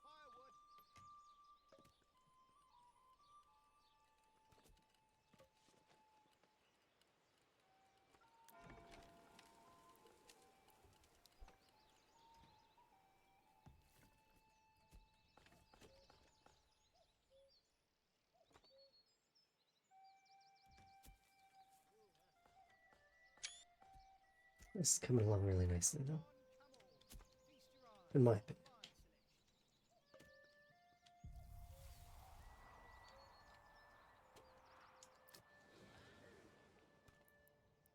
fine selection.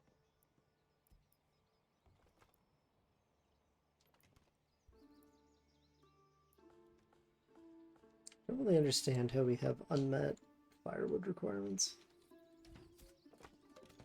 We have a 14-month supply of firewood, but for some reason some of these houses just aren't getting supplied by it, which is very strange to me.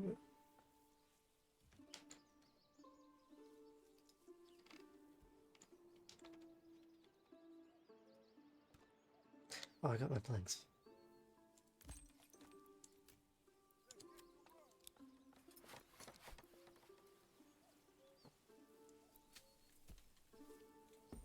Oh, maybe. What's the difference?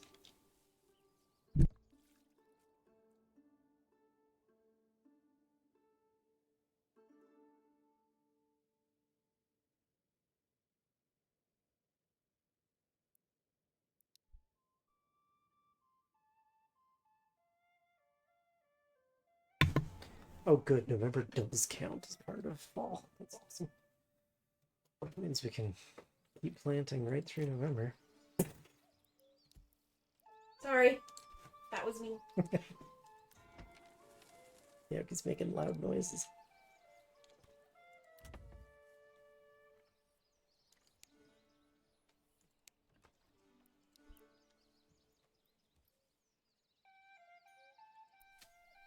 Uh-oh, I suddenly have a spare family I wasn't expecting to have.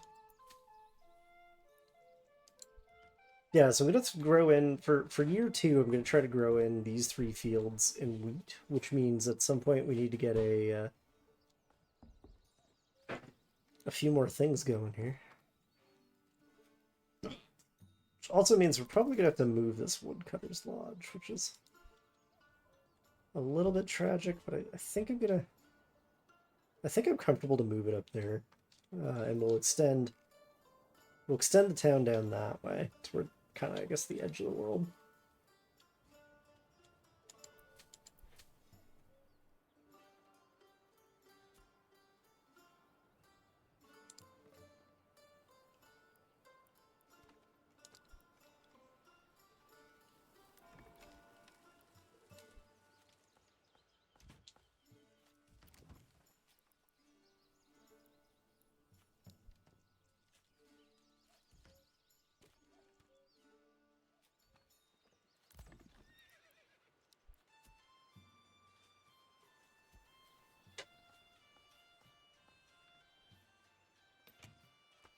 And we definitely need another oxen.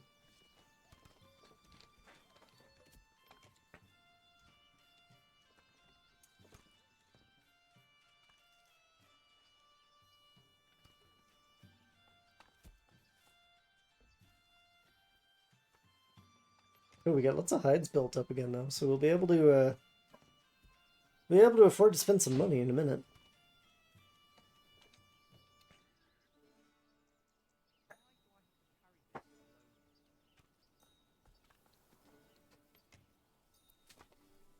I think these guys might make it.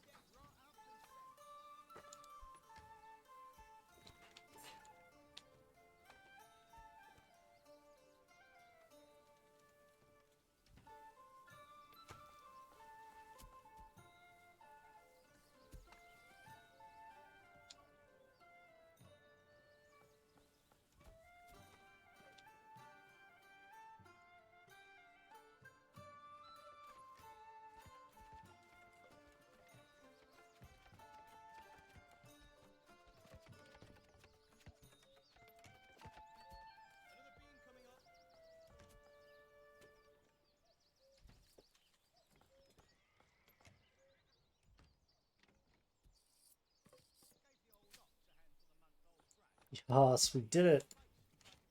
Awesome. So I think I can actually reduce all the farming down to just the one family now.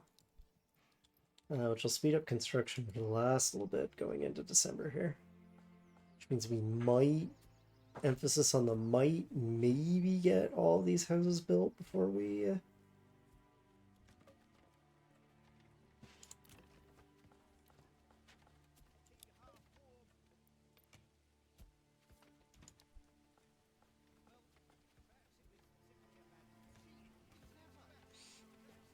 before we lose our chance to roll against winter, for lack of a better term.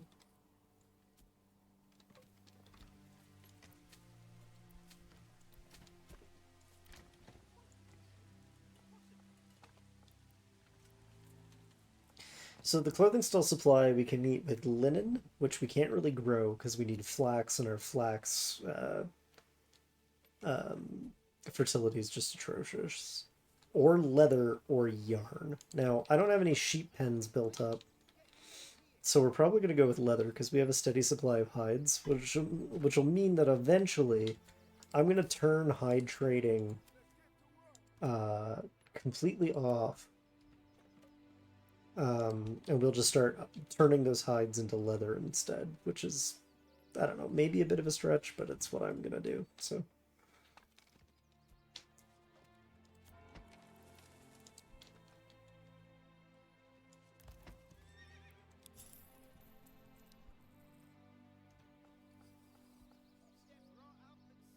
But yeah, all told, this is actually...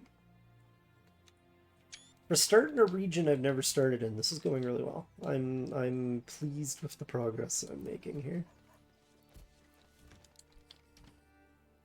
I would like to move this woodcutter's lodge before too much longer though, because we're gonna extend the town down kind of that way.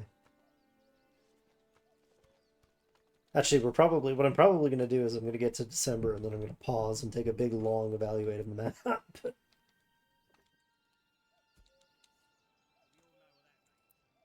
Alright, so... why does this house never get fuel? What is the weird shortage on fuel?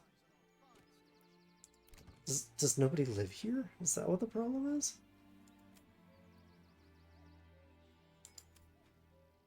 Oh, they live way up at the hunting. I wonder if that has anything to do with it.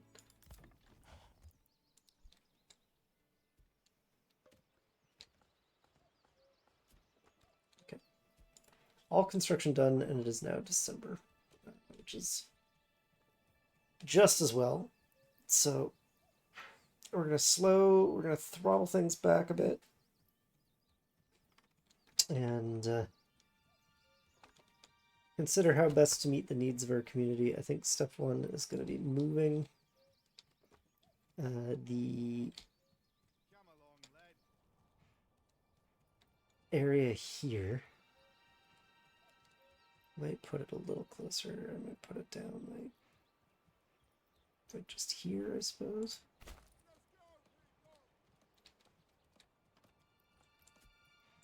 Did I put a trader back on duty there? Yes. Do I still have someone there and someone there? Yep. Oh, and now suddenly I bet I have the firewood I need. Now that suddenly someone is...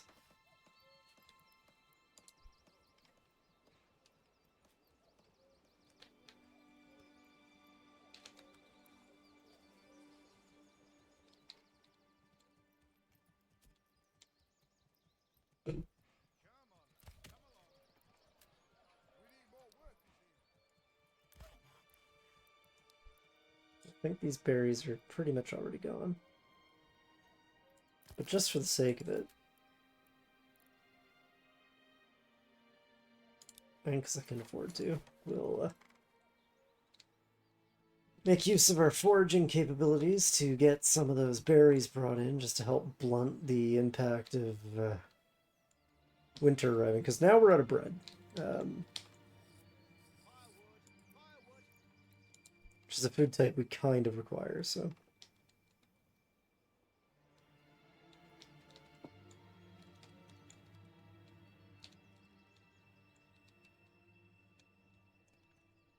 Alright, so speaking of food types that we require, let's look at this road system and see if we can...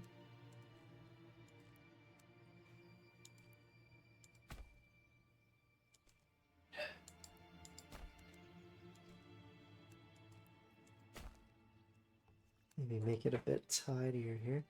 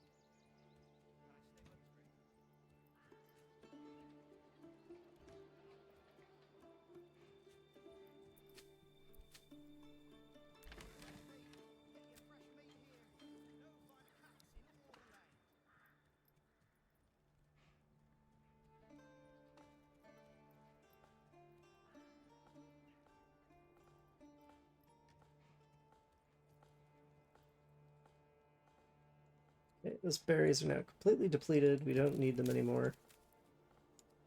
I'd say we probably didn't succeed in gathering any, which is fine. Those guys can help us get our construction stuff figured out.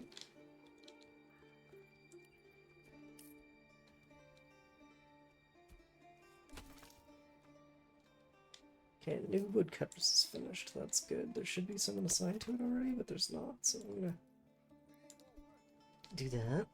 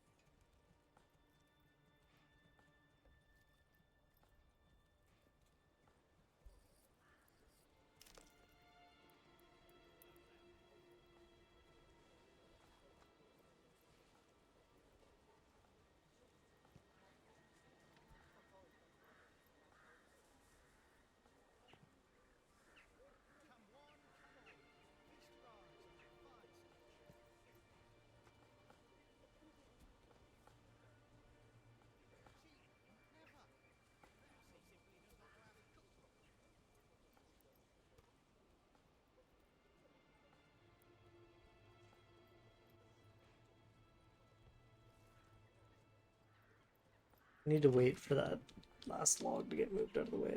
That's fine. We're going to add some more burgage plots over here. And those burgage plots I'm going to make a little smaller, and they're going to be used for chickens, I think.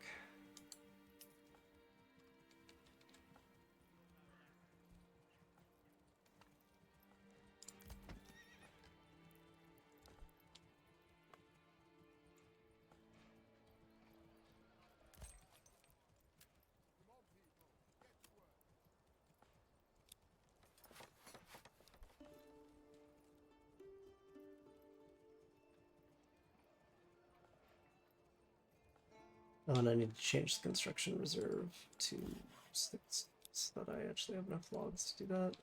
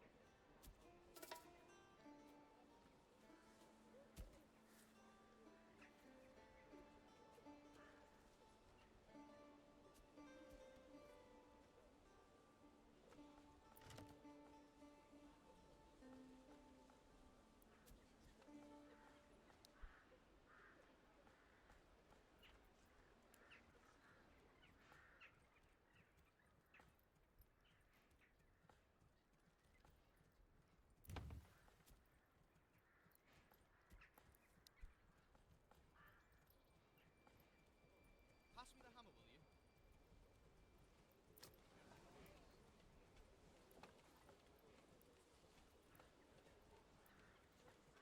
Nice.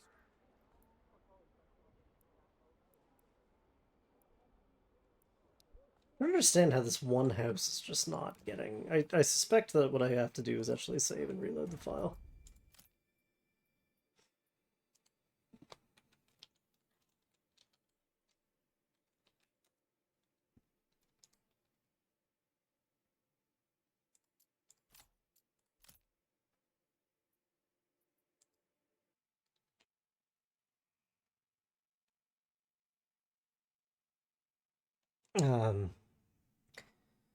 Because it sort of reconstructs certain pathways on load, but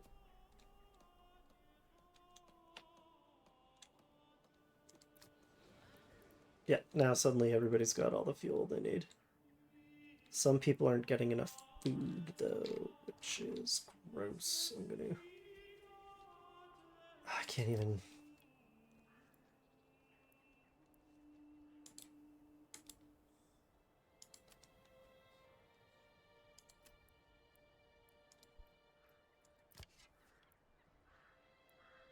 Hey, bring that piece over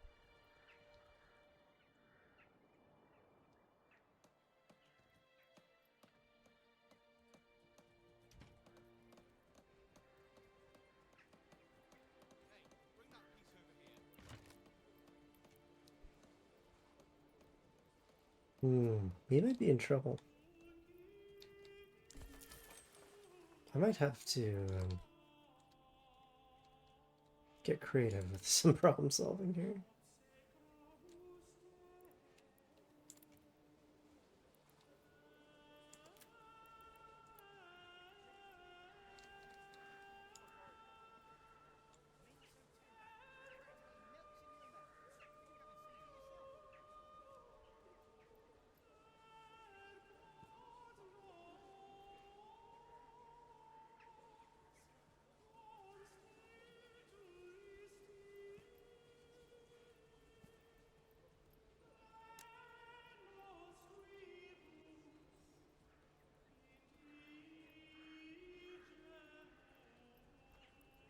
I can't build them because there's still that stockpile in the way, which is very annoying.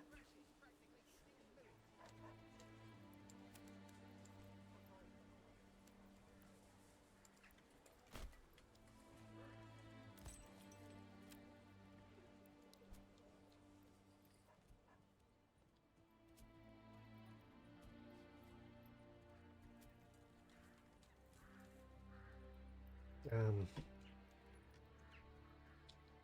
yeah, I don't know what to do. If I overhunt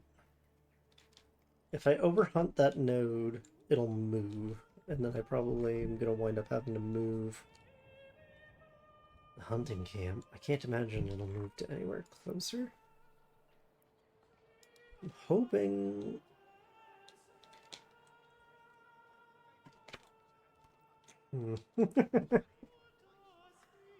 I mean, in theory, in principle, we have enough food to last all the way through winter, so I'm not worried about it. I'm a little bit worried about it. We don't necessarily have enough to live all the way through winter if those bandits keep clearing us out, so I guess we'll see.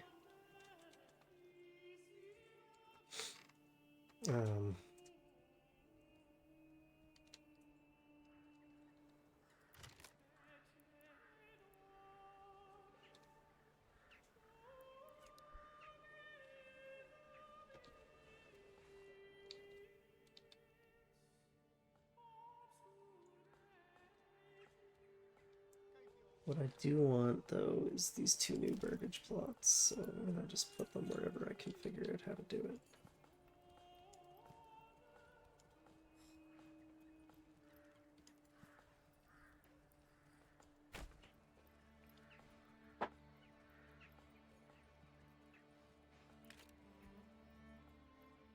Because again, you gotta stay a little bit ahead of the curve when it comes to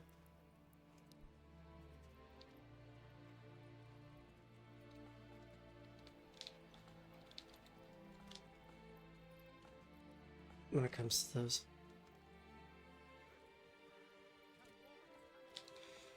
I would have liked it better if they had backyards. But hopefully in a bit we'll be able to build up some more lumber than we currently have.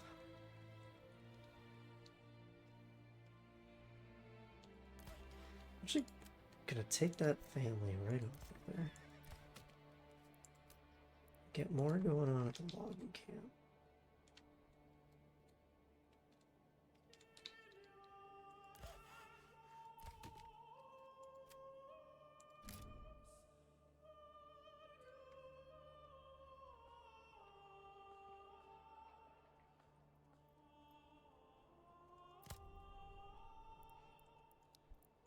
We're gonna need a secondary logging. So the other thing I want to be able to do is sort of just like switch between logging areas as we go. Like do all the logging 1 year, maybe off the end of this area, and then all the logging the next year back over this way.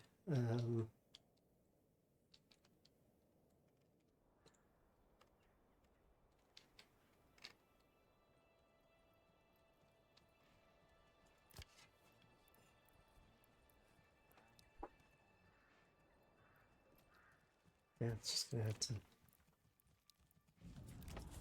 have to be done the way we're doing it. Let's go. I'd like to see that church get finished.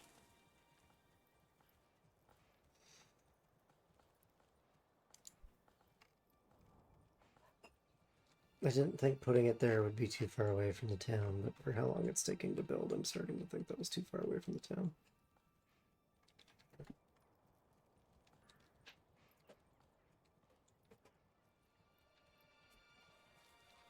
But it's such a prominent position. It'll make sense when it's finished. You'll be able to see.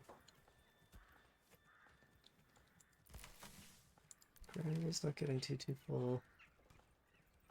Still doing kind of okay here.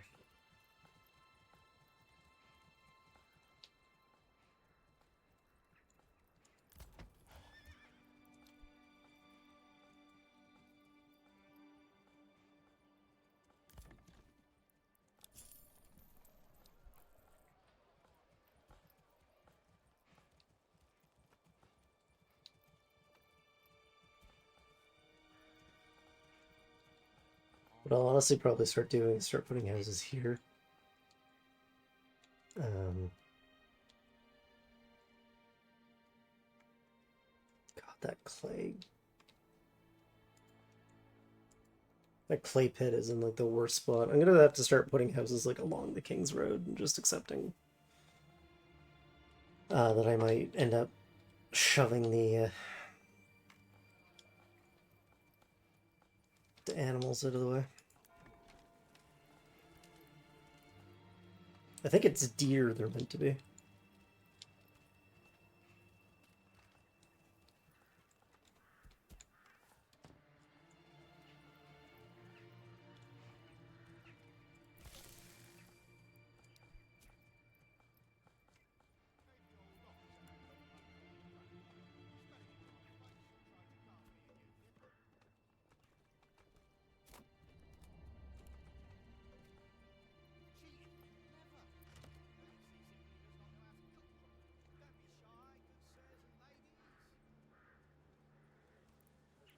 Oh, here we go. Our boy Viet is finally picking up all that firewood that got left behind.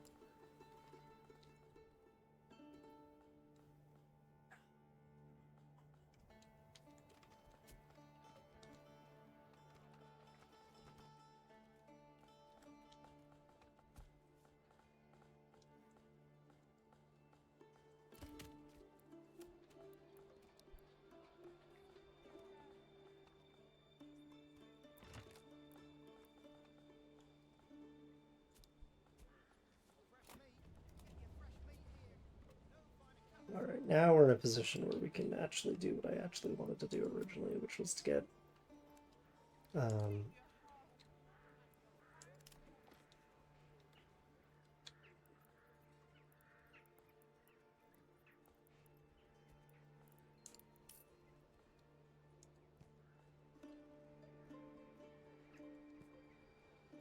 Cheated him? Never. Perhaps he simply does not know how to cook properly. so those ones I'm going to use for chickens.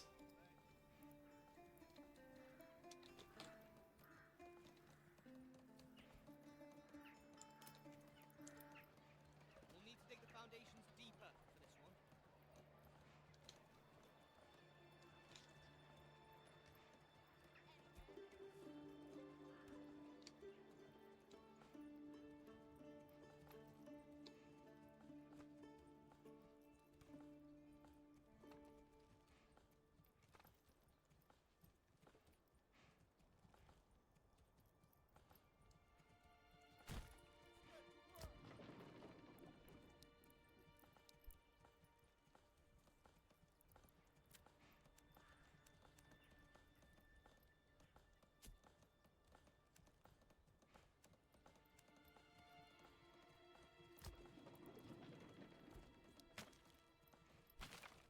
Long line.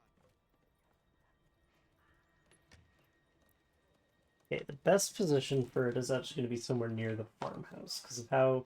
So the grain cycle works by wheat gets generated in fields, which gets brought into the farmhouse, which is threshed into grain, and grain goes to the windmill to become flour. So the closer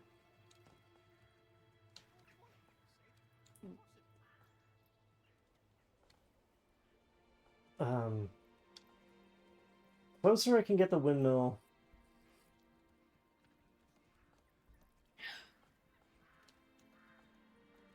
the closer I can get the windmill to the farmhouse, the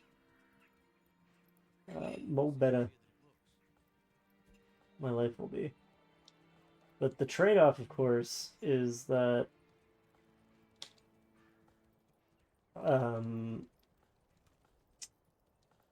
like depending on where I put it, the efficiency changes because of the amount of wind energy that's like available to it.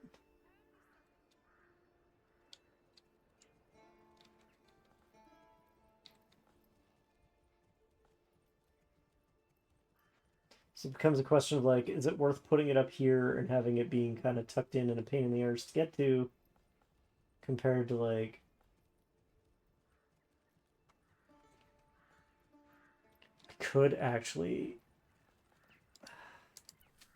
I could demolish this field.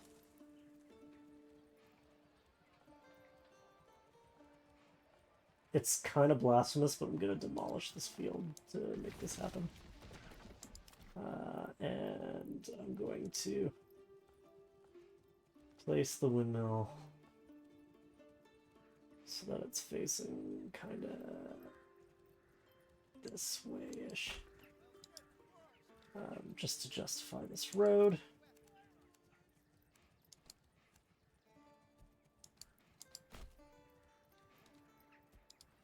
And then I'm going to pause construction on it because we're not going to need that done for quite a while. Church is finally finished. Awesome. That means that we're technically in a position where as long as my other requirement... No, we got to get the clothing requirement thing figured out first. Which really meant instead of building that, I should have built a tannery somewhere. And turned off hide training.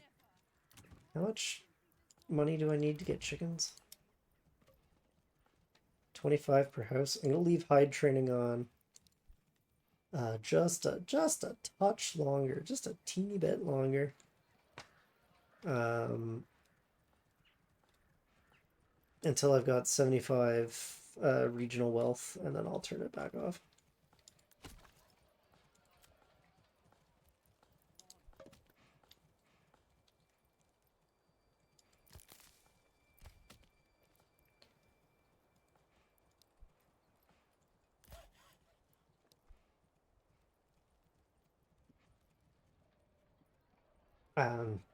Because I'd rather have these three built. I'm just gonna pick one at random to be the high priority one, whichever one looks the most done. This one. I'd rather have these three houses built and start putting chickens in them, and then I'll sort out the tannery because I'm getting worried about food here. I should technically potentially have enough, but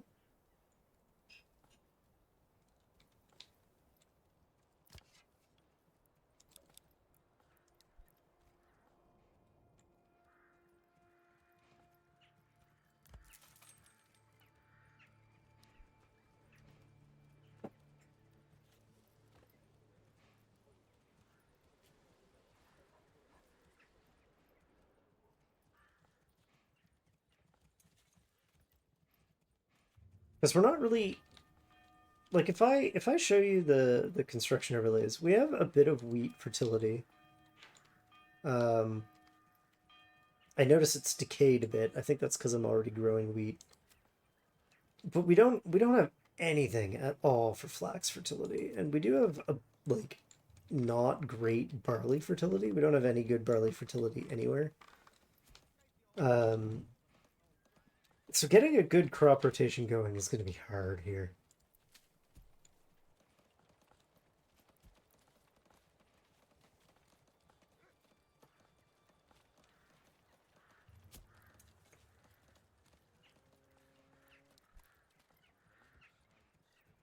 But we'll try. We'll try getting it to work.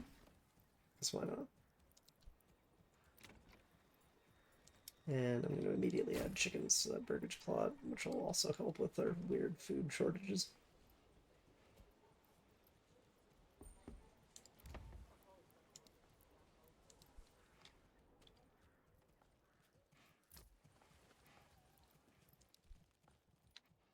Okay, I now need the food quantity to get up to 50. Trunks is raiding with a party of 10. Well, howdy, raiders. How was Final Fantasy, my guy?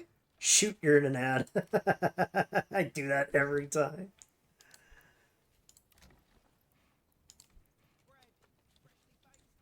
Hey, Drask. Hey, Micaiah. Hey, everybody. Welcome on into the whatever the hell we're doing here.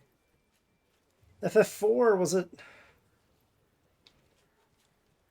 I liked FF4 just fine.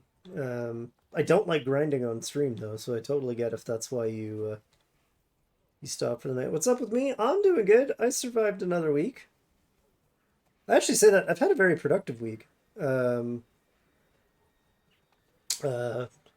I think just in part because I'm like shaking up how I think about projects, which makes it easier to commit to doing them. They no longer feel like something to feel guilty about. They're just a hobby. They're just how I spend my time.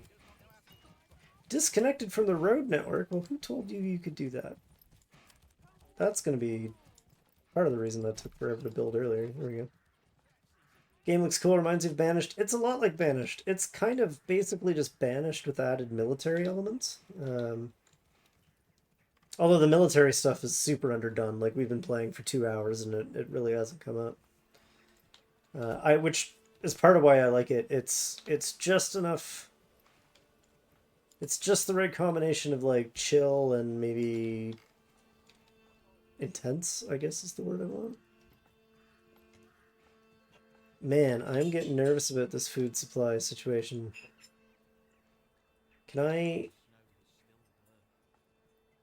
Is there anybody... Nope, can't start growing berries yet. That sucks. We're just gonna have to add those chicken coops in when we add them, I guess.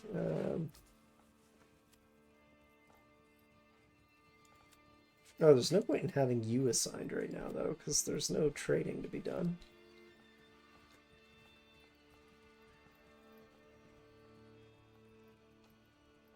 Well, that also sucks because that means we're only going to be able to get one kind of chickens, but that's fine.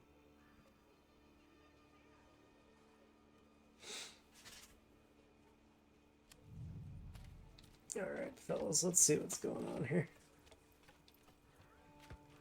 There we go. So here's the 2 new plots that are being constructed. This is the one that just got finished, which has a I'll go deaf from all that hammering. chicken coop in behind it here. Essentially, this looks kind of fun. There's even some visible chickens flipped into the ground.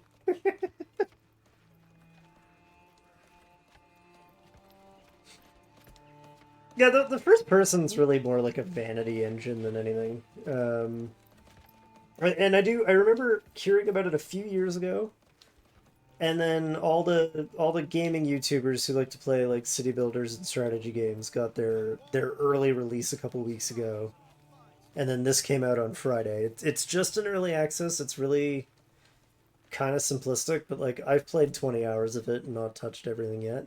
I'm probably gonna have to play another, couple hundred to really flesh it out. I'm not running all the way over to that church though. There's nothing over there for me. All right, you're finished next, so you get to have chickens. And I want to see the marketplace. What's the food? Yeah, we're with that really unfortunate state of not being able to cover our basic needs as far as food goes. Somehow we still have bread left in the economy. That's a little weird. We've been out of bread for a while, but somehow we still have bread left. These types of games you can play so many times. Used to play Banish a lot, but stuff. I know, I got into Banish, I want to say like right around last Halloween. And it's certainly a game. There's certainly an art to playing it, right? Hey, that's enough of you. Goofball. And there's like all sorts of micromanagement I can do. Like I'm technically able to move like I can move families between houses because like right now I don't know how much of a difference this makes, but like right now is it this family? One of these houses has the family that lives at my... It must be this house. Has the family that lives at this hunting camp in it, and it's like one of the houses furthest away from that location. And I know in Banished it got really hard to balance that kind of a trade-off. 11. I've got 13 houses built, so I don't actually need to build anymore. Okay, yeah, so as we come into spring, I'm gonna start shuffling people around here. I'm going to turn back on trade, but I'm going to turn off trade in hides. I no longer want to trade in hides. I would now like to buy... maybe I don't actually want to buy anything yet. Yeah, I don't think I want to buy anything. We're kind of... I wish we had more wealth. I would love to get more wealth, but we're a little bit on the broker side of things. Oh, construction paused. Unpause that. And then I got those 3 houses for later for when we really have to.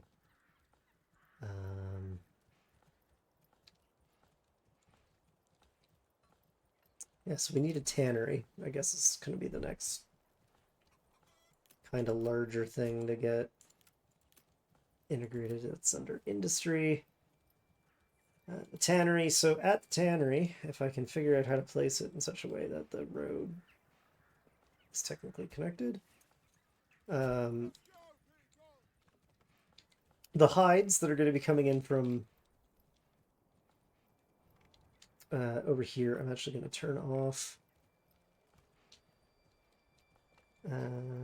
No, I'm not. I'm going to leave it turned on for now. But these hides, every now and then, our guy that runs the storehouse will go over and pick up hides, and then our guy that will be running the tannery will pick those up and turn them into leather, which will satisfy our clothing requirement, and let me start upgrading some of these buildings. Which is good, because I think for most of these houses, clothing is like the only outstanding concern.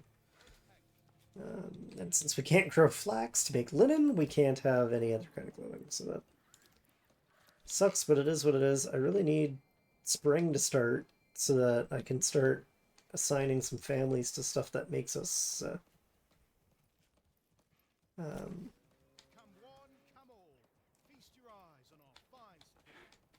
stuff that makes us money and food. We're down to 6-month reserve of food, which is probably fine.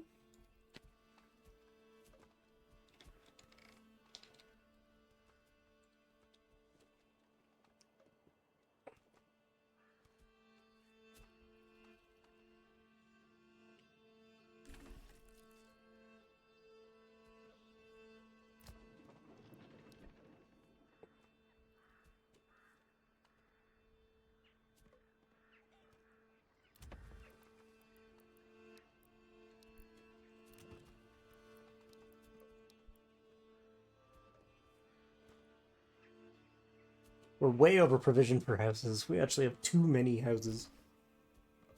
Which is fine. It's really only a drain on our firewood supply, and we have more firewood than I know what to do with, so that's going to be fine.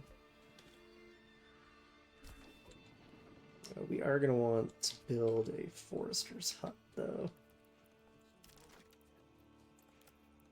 Where are you? Where are you? This one.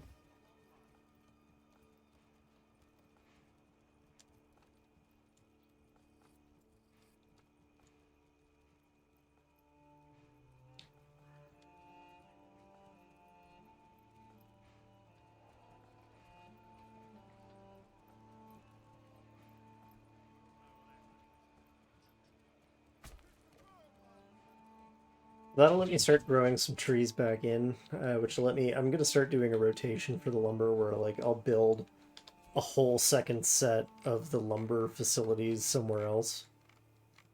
And just switch between them as the time comes. Kind of like little like lumber towns. I do need to... I think I might... I'm not sure what I need more between steel or stone. Actually, let's... Here's one way to figure it out. I need stone for that, so I guess I need stone. Which is fine. I'm gonna start... We'll get ourselves over to February here, and then I'll maybe talk a little bit about what the plan is for next time. Or at least for the next year of gameplay. And it might not be February, it might actually be January or March. I can't remember when spring actually starts here. It looks like March. I'm just going to preemptively assign 2 families out.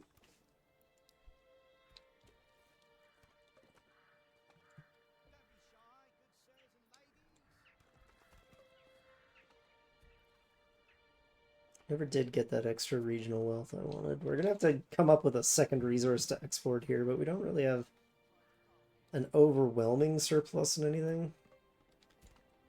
Oh, we do have a lot more firewood than we need. That's not really the best way to make money, though. What would actually be better would be to just stop cutting firewood altogether. Focus on some other thing.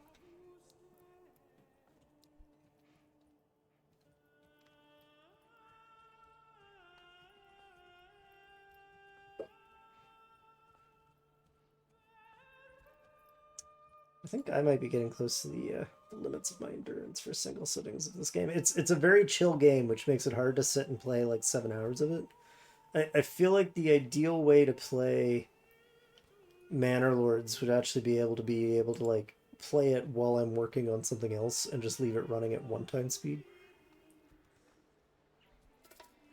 Oh, and bandits are stealing my meat again. Love it. That should, in theory, stop when I actually build my manor, because it'll create like a law level. And I'll also be able to start going after the bandits kind of once that happens.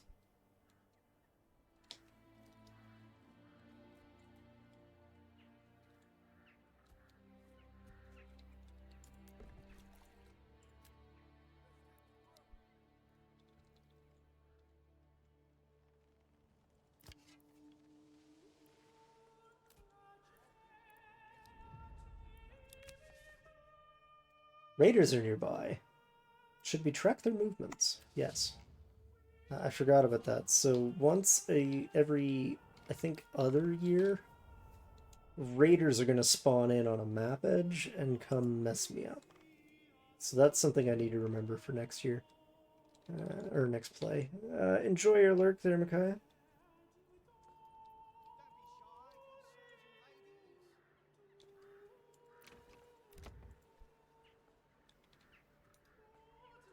Those vegetables haven't actually started producing a yield yet. Oh, and I'm not going to be able to build anything upgrade-wise anyway, because now we've gone ahead and run down to only 1 type of food being available. Okay, it is now March. So this is officially kind of the start of year 2. The game started in March of the first year. So we need to have a little look-see at what's available to us. I still have 4 open houses, so we don't need to build any more houses. We do need to make some money.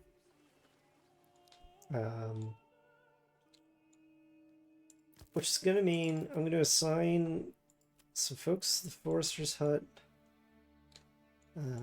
Is someone assigned to the logging camp? Yes. Is anybody assigned to the saw pit? No. Do I need planks?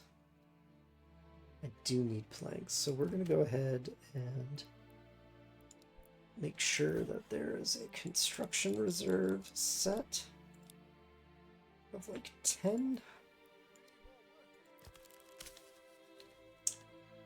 We're going to assign a family to the forager hut, and that's going to just about do it. So, on the next year of gameplay, even though it's kind of the furthest thing away out of all the extra resources we're going to need, I need a manor. I need to stop getting robbed all the time, and I also need to start earning influence early. I always leave this till too late, and then I'm kind of screwed.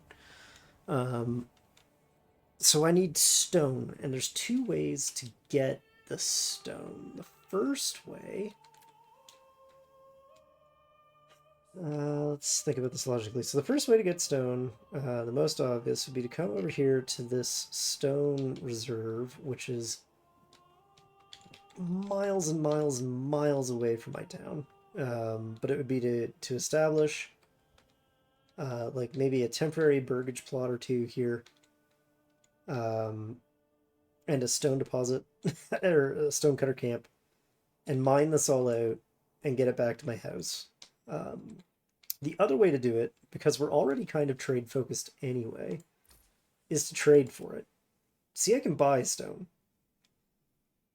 The problem is it's spendy, but it doesn't have to be that spendy because if I upgrade and if I go up a level and get another development point, I can buy this better deals, which just kind of lowers all the prices in all the purchase prices in my trade network by 10. Which for a lot of things means they basically cost to import what they cost to export. So I could export planks and import twice as many, like 2 stone for every 1 plank I export. Which I think is actually going to be the play. I think more so than going off and getting that stone, because that's way out there, and like hyperextending yourself is actually a recipe for weird bottlenecking. I'm going to start upgrading houses. All I need to do to get another point to develop with is upgrade 2 houses. So I'm going to do these 2. These were the ones I always planned to kind of make the first upgraded houses in. But I'm not going to be able to do that until we've resolved their issues. So I need the tannery to start producing leather. And I'm going to need to get one other kind of food on the market. Now that we've got those chickens, that should be taken care of. And as soon as spring starts properly, this berry deposit should produce enough berries that that'll be taken care of. So yeah, that's going to be the plan. I'm saying all this out loud because I plan to rewatch the end of this video like tomorrow when I reactivate the VOD and write it all down in a notebook. Because I think that's going to be it for me. I've been live for hours and hours and hours now. It's been good being back. This is my first stream back in a month or two. I think it's been at least like 1 month since last time. So let's find a raid worth raiding on.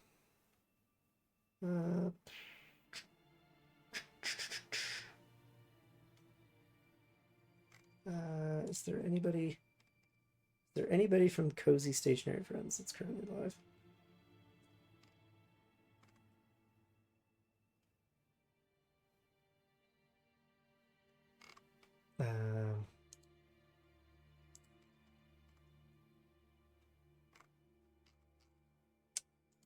Kind of doesn't look like it.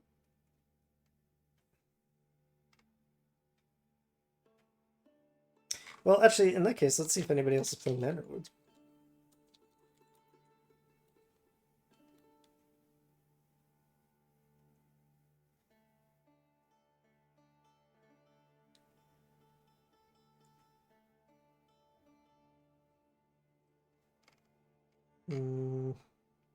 You're not really seeing anything there in English either. So yeah, that might... Remy is still streaming. Well, let's go see what Remy's up to. That works for me. I like a Remy raid.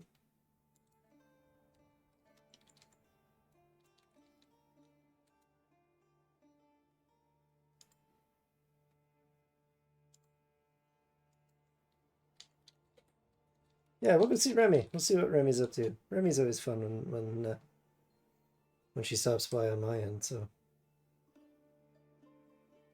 just gonna give this ad a minute to parse itself past, and then I'll kick off the stream here. Before I pull the trunks myself.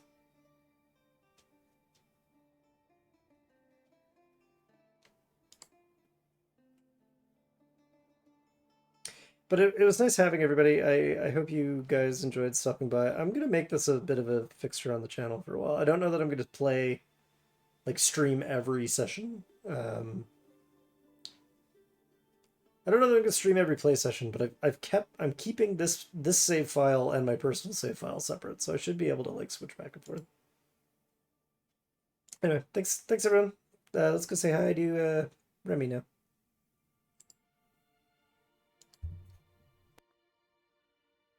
Oh, and then I'm gonna have to go take a nap at an inn. Kill the stealer. No.